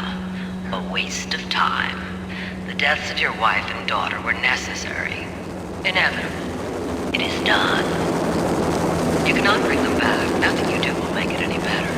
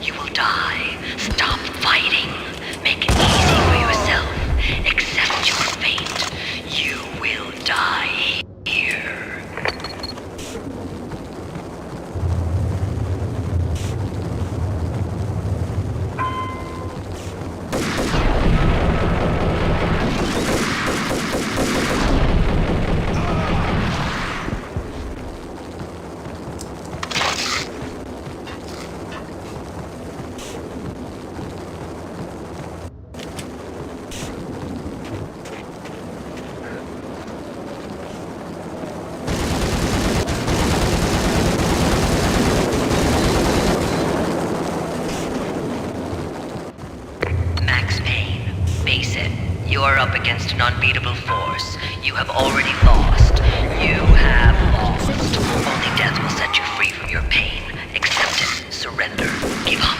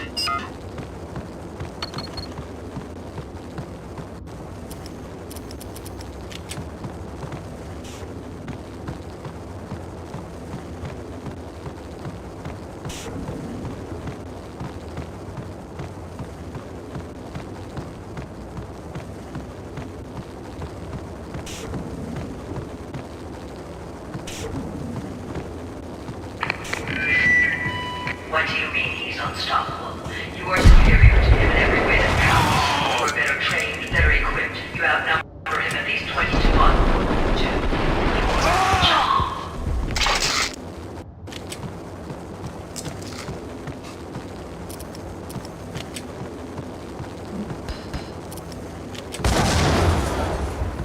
Not a step further. End it here. Any means necessary.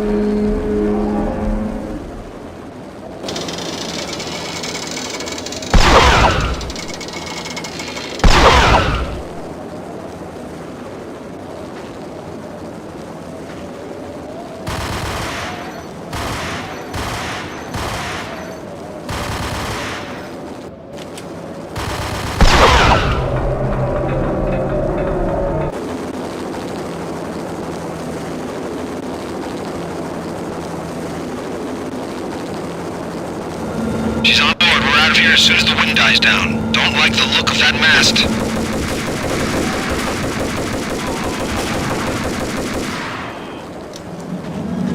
Lift off in 1 minute.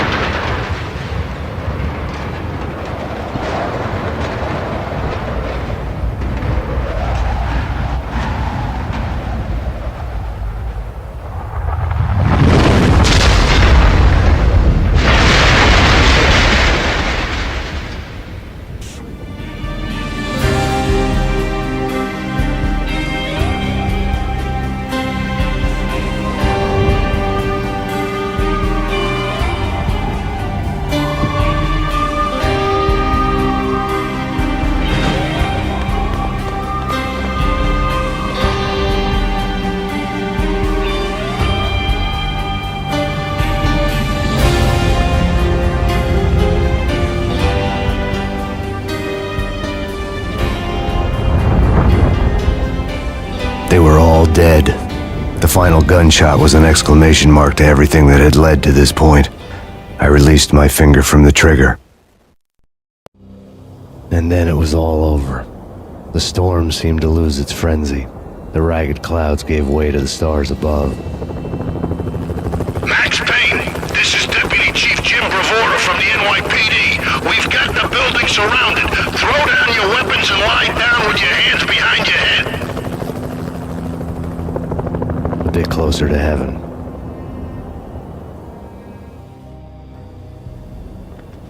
The cops' voices were distant and muted. Freeze! NYPD! Hold it right there! My ghosts released me from their haunting. Down below, New York City glittered like diamonds on black velvet. You gave us one hell of a ride. Take him down to Central Booking. You heard the man. Woden was there in the crowd, standing by the sidelines. It wouldn't be over till the man with the patch would say so.